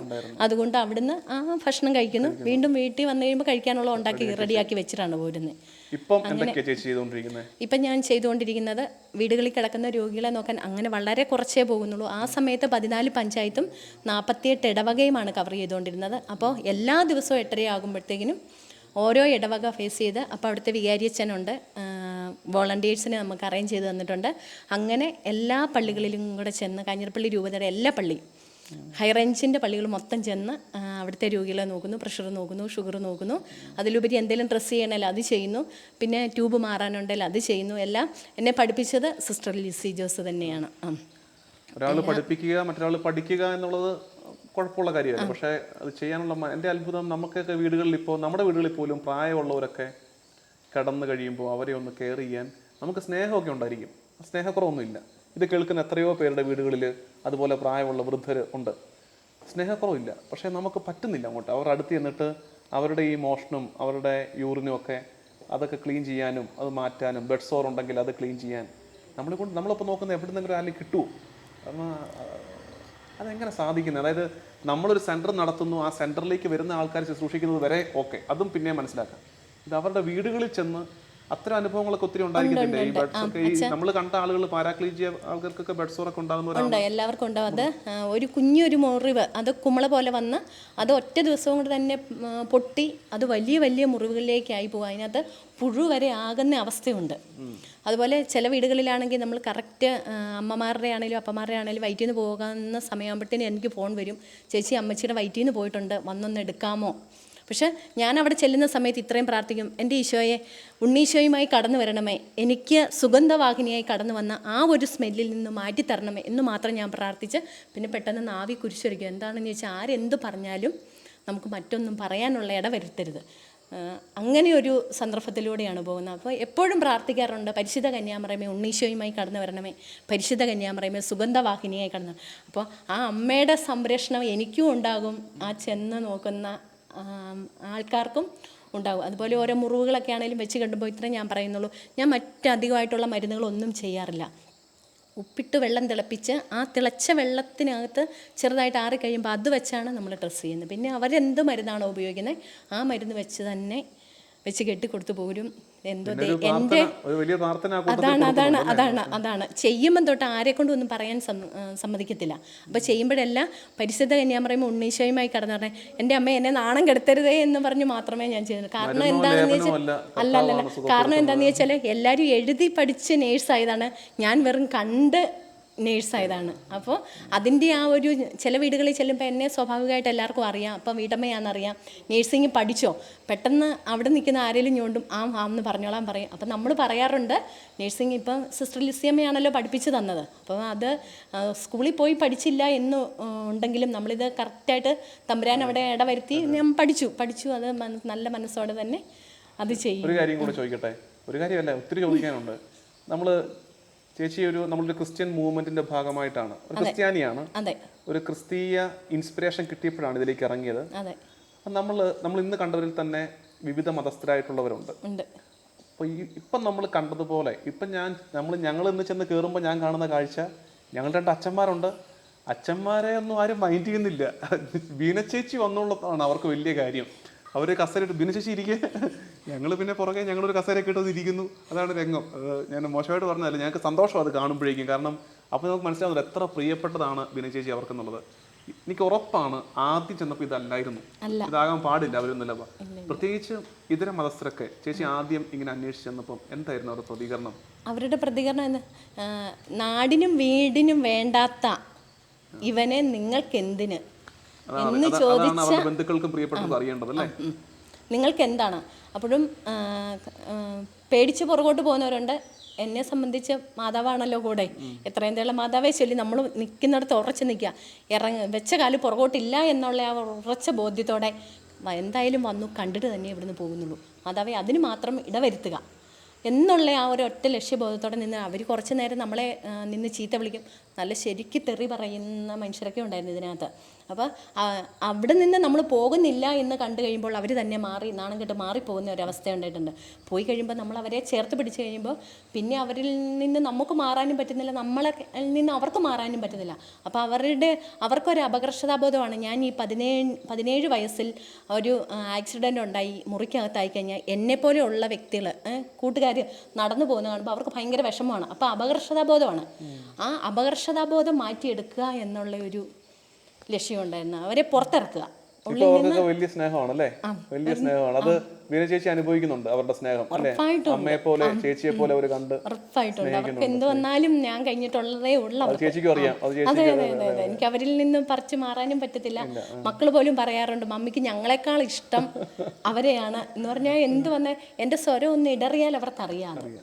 എൻ്റെ സ്വരത്തിന് ഒരു മാറ്റം വന്നാൽ അപ്പോഴേ ചോദിക്കും, ചേച്ചി എന്താണ് പറ്റിയത്. പക്ഷെ നമുക്ക് ഒന്നും പറ്റിയിട്ട് കാണില്ല, എങ്കിൽ പോലും അവരങ്ങനെയാണ് ചോദിക്കുന്നത്. ചേച്ചിക്ക് വളരെ പ്രിയപ്പെട്ടവരാണ്. കാരണം ഇന്ന് ഞങ്ങൾക്ക് നമ്മൾ എത്ര 6-7 വീടുകളിൽ കയറി അല്ലേ, 6-7 വീടുകളിൽ കയറി. അപ്പം പതുക്കെ അച്ഛനും ഞാനും ഇങ്ങനെ പറഞ്ഞു, പതുക്കെ നമുക്ക് വൈൻഡപ്പ് ചെയ്യാമെന്ന് പറഞ്ഞത് എങ്ങും പോകാനൊന്നും ആഗ്രഹമുണ്ടല്ല, പക്ഷേ ഇത് കഴിഞ്ഞിട്ട് അങ്ങ് എത്തണമല്ലോ, തകഴിക്ക് എത്തണമല്ലോ എന്ന് ഓർത്തിട്ടാണ്. പക്ഷെ ചേച്ചിക്കാണ് സങ്കടം. ചേച്ചി പറഞ്ഞു, അയ്യോ അവർ സങ്കടപ്പെടും. അതായത് നമ്മൾ ഏതൊക്കെ വീടുകളിൽ ചെന്നില്ലെങ്കിൽ അല്ലെങ്കിൽ ഈ വീഡിയോ കാണുമ്പോൾ ഞങ്ങളുടെ വീട്ടിലാണ് ചേച്ചി കൊണ്ടുവരാഞ്ഞത് എന്നൊക്കെ പറഞ്ഞ് അവർ സങ്കടപ്പെടും. ചേച്ചിയുടെ സങ്കടം കൂടെ അതാണ്, അവർ സങ്കടപ്പെടും. അത്രയും കൺസേൺ ചേച്ചിയുടെ ഉള്ളിലുണ്ട് ഇതിനെക്കുറിച്ച്. ഒരു കാര്യമുള്ളത്, നിങ്ങൾ ഓർക്കരുത് വേറൊരു പണിയില്ലാത്ത ഒരാൾ ഈ പണി ചെയ്യുകയാണെന്ന്. അവർ ഈ ചില വീടുകളിൽ ചോദിച്ച ചോദ്യം, നിങ്ങൾക്ക് തോന്നരുത്, ഒത്തിരി ഉത്തരവാദിത്വമുണ്ട്. ഒരു കുടുംബം, 3 പെൺമക്കളെ വളർത്തുന്നു, ഇത് കൂടാതെ രാഷ്ട്രീയ പ്രവർത്തനമുണ്ട് അല്ലേ? ഞാൻ മനസ്സിലാക്കുന്ന അനുസരിച്ച് സമീപ ഭാവിയിൽ തന്നെ കട്ടപ്പനയുടെ ഒരു ഉത്തരവാദിത്തത്തിലേക്ക് വരേണ്ട ആളാണ്, അങ്ങനെയാണ് ധാരണ അല്ലേ? എനിക്ക് പറയാമല്ലോ അല്ലേ? കട്ടപ്പന നഗരസഭയുടെ ചെയർപേഴ്സണായിട്ട്, അതായത് 5 വർഷത്തെ ടേമിൽ 2 ടേമായിട്ട് തിരിച്ചിട്ട് സെക്കൻഡ് ടേമിൽ 3 ടേമായിട്ട് തിരിച്ചിട്ട് അടുത്ത ടേമിൽ ഇദ്ദേഹത്തെയാണ് നിയോഗിച്ചിരിക്കുന്നത് കട്ടപ്പനയുടെ ചെയർപേഴ്സൺ. അപ്പോൾ ഒരു നഗരസഭയുടെ ചെയർപേഴ്സൺ ആണെന്ന് ഓർക്കണം ഈ നാടായ നാട്ടിലെ ഈ വീടുകളിലൊക്കെ കയറി ഈ ശുശ്രൂഷ ചെയ്യുന്നത്. നമ്മളൊന്നും അല്ല. നമ്മൾ മനസ്സിലാക്കേണ്ടത് നമ്മളൊക്കെ എന്തോ ആണെന്ന് ഭാവിക്കുന്നിടത്താണ് ഈ വലിയ മനുഷ്യർ ഒത്തിരി എളിമപ്പെട്ട് ഇത്തരം ശുശ്രൂഷകൾ ചെയ്യുന്നത്. അതിനെക്കുറിച്ച് എന്താ ചേച്ചിക്ക് പറയാനുള്ളത്? ഇതെല്ലാം കൂടെ പ്രത്യേകിച്ച് രാഷ്ട്രീയവും ഇതെല്ലാം കൂടെ. രാഷ്ട്രീയം അങ്ങനെ എനിക്കറിയില്ല, എന്റെ വശമുള്ള ഫീൽഡ് അല്ല, എല്ലാവരും കൂടെ പിടിച്ച് കയറ്റിയതായിരിക്കും അല്ലേ? അങ്ങനെ പറയുന്നില്ല എങ്കിൽ പോലും അവിടെ എനിക്ക് ചെയ്തു കൊടുക്കാൻ പറ്റുന്ന കാര്യങ്ങൾ നമ്മളെപ്പോഴും ചെയ്തു കൊടുക്കുന്നുണ്ട്. പക്ഷേ ഇപ്പൊ ഫണ്ടുകളൊക്കെ കുറവായതുകൊണ്ട് കുറച്ച് പരിമിതികളുണ്ട്. അത്രേ മാത്രമേ കാണുന്നുള്ളൂ. ഇങ്ങനെയുള്ള രാഷ്ട്രീയക്കാരൊക്കെ ഉണ്ടായിരുന്നെങ്കിൽ അല്ലേ നന്മ ചെയ്യാനുള്ള ഒരു സാധ്യത ഇടമായിട്ട് രാഷ്ട്രീയ പ്രവർത്തനത്തെ കാണുന്നവർ.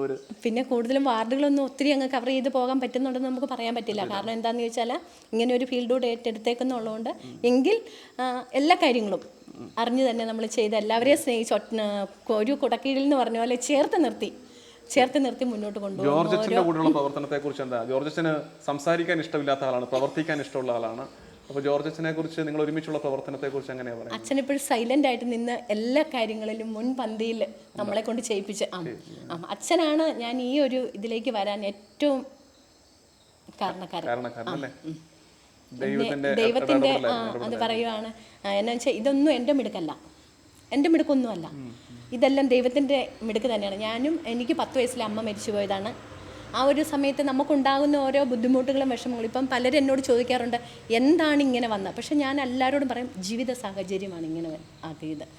അതുപോലെ തന്നെ കുടുംബത്തിൽ നിന്ന് ഒരുപാട് ബുദ്ധിമുട്ടുകൾ നമ്മൾ അനുഭവിച്ചിട്ടുണ്ട്. ഞാൻ ഈ പാലിയേറ്റിലേക്ക് വന്നപ്പം പലരും ചോദിച്ചു എന്താണ് ചെയ്യുന്ന ജോലി. അപ്പോൾ എനിക്കൊന്നും അറിയില്ല, എങ്ങനെ എന്താണെന്ന് പറഞ്ഞാൽ ഇങ്ങനെ അവർക്ക് നമ്മളോട് ബുദ്ധിമുട്ടുണ്ടാകുമെന്ന് ഞാൻ ഒരിക്കലും ചിന്തിച്ചു. പക്ഷേ ഇന്ന ജോലി അത് മല ഉൾപ്പെടെ എടുക്കുക എന്ന് കേട്ട് കഴിഞ്ഞപ്പോൾ വേറെ പണിയൊന്നുമില്ല, ഞങ്ങളുടെ കുടുംബത്തെ പേരുദോഷം കേൾപ്പിക്കാൻ വേണ്ടി ഇറങ്ങിയവളാണോ എന്ന് വരെ ചോദിച്ച വ്യക്തികൾ നമ്മുടെ കുടുംബത്തുണ്ട്. പക്ഷേ ഇന്ന് അവരെല്ലാം നമ്മളെ ചേർത്ത് പിടിക്കുകയാണ്. അഭിമാനമാണ്. ഇപ്പം ഓരോ കാര്യങ്ങളിലും വന്നു കഴിയുമ്പോഴത്തേക്കും ബീന ഞങ്ങളുടെ പെങ്ങളാണില്ല, എൻ്റെ കുടുംബത്തുള്ള ആളാണ് എന്ന് പറഞ്ഞ് ഓരോരുത്തർ പരിചയപ്പെടുന്ന ഒരുപാട് അനുഭവങ്ങൾ നമുക്ക് ഉറപ്പാണ്. എൻ്റെ മിടുക്കല്ല ഒന്നും, എൻ്റെ ദൈവത്തിൻ്റെ മിടുക്കാണ്.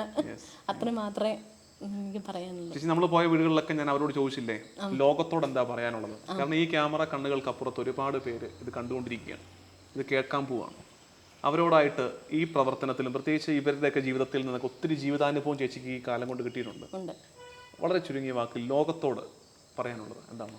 എനിക്ക് ലോകത്തോട് പറയാനുള്ളത് ഒരുപാട് ആൾക്കാർ വേദനയിൽ കഴിയുന്നവരുണ്ട്, അതോടൊപ്പം ഭക്ഷണമില്ലാതെ വിഷമിക്കുന്നവരുണ്ട്. അപ്പോൾ അവരെ നമ്മളൊരു നോക്കിയാൽ ഉറപ്പായിട്ടും അവരിതുപോലെ വിഷമിക്കില്ല. അവരെ നമുക്ക് ചേർത്ത് പിടിക്കാൻ പറ്റും. അത് ഓരോ വീടുകളിൽ ഒരുപാട് ആർഭാട ജീവിതം നയിക്കുന്നവരുണ്ട്. അവരൊക്കെ ഒന്ന് ഒതുങ്ങി ഞങ്ങൾക്ക് കയ്യും കാലുമുണ്ട്, പക്ഷേ അതില്ലാതെ കുറേ ആൾക്കാർ ഓരോ ഭവനങ്ങളിൽ കഴിയുന്നുണ്ട്. അവരെ അപ്പോൾ ഒന്ന് പുറത്തേക്ക് കൊണ്ടുവരിക, അല്ലേ അവരെ സഹായിക്കാനുള്ള ഒരു മനസ്സുണ്ടാകുക. അതാണ് എനിക്കെല്ലാവർക്കും കൊടുക്കാനുള്ള പ്രത്യേകമായിട്ടുള്ള ഒരു. പ്രിയമുള്ളവരെ, ദൈർഘ്യമേറിയ ഒരു വീഡിയോ ഇവിടെ അവസാനിക്കുകയാണ്. നിങ്ങളിത് മുഴുവൻ കണ്ടിട്ടുണ്ടെങ്കിൽ, ഞാൻ ഈ പറയുന്നവരെ കേട്ടിട്ടുണ്ടെങ്കിൽ നിങ്ങൾക്ക് അറിയാൻ പറ്റും നമ്മൾ നടത്തിയത് ഒരു തീർത്ഥാടനമായിരുന്നു. ദൈവം ഇടപെട്ട മണ്ണിലൂടെ നടക്കുന്നതാണല്ലോ തീർത്ഥാടനം. കരുണയുടെ ഇടങ്ങളിലൂടെ ഇവരുടെ കൈപിടിച്ച്, ജോർജച്ചൻ്റെയും ബീന ചേച്ചിയുടെയും കൈപിടിച്ച് ഞാനും നമ്മുടെ ഫീഡ് മൈ ഷീപ്പിലെ നമ്മുടെ ക്രൂ 2 പേരുണ്ട്, ഞങ്ങൾ ഒരുമിച്ച് നടത്തിയ യാത്രയായിരുന്നു. നമുക്കും പറ്റണം. കരുണയുടെ ഇത്തിരി ഇടങ്ങൾ നമ്മളായിരിക്കുന്ന പരിസരങ്ങളിലൊക്കെ ഉണ്ടാക്കണം. ചെറുതായിട്ടെങ്കിലുമൊക്കെ മറ്റുള്ളവരിലേക്ക് ഒരു സഹായം എത്തിക്കണം. പ്രാർത്ഥന കൊണ്ട്, പിന്തുണ കൊണ്ട് ബലമില്ലാതായി പോയവരെ ബലപ്പെടുത്തണം. ഇനിയും നമുക്ക് മറ്റൊരു വീഡിയോയിൽ വീണ്ടും കണ്ടുമുട്ടാം. ജോർജച്ചനും ബീന ചേച്ചിക്കും നിങ്ങൾക്കെല്ലാവർക്കും ഒരിക്കൽ കൂടെ ഹൃദയപൂർവ്വമായ നന്ദി.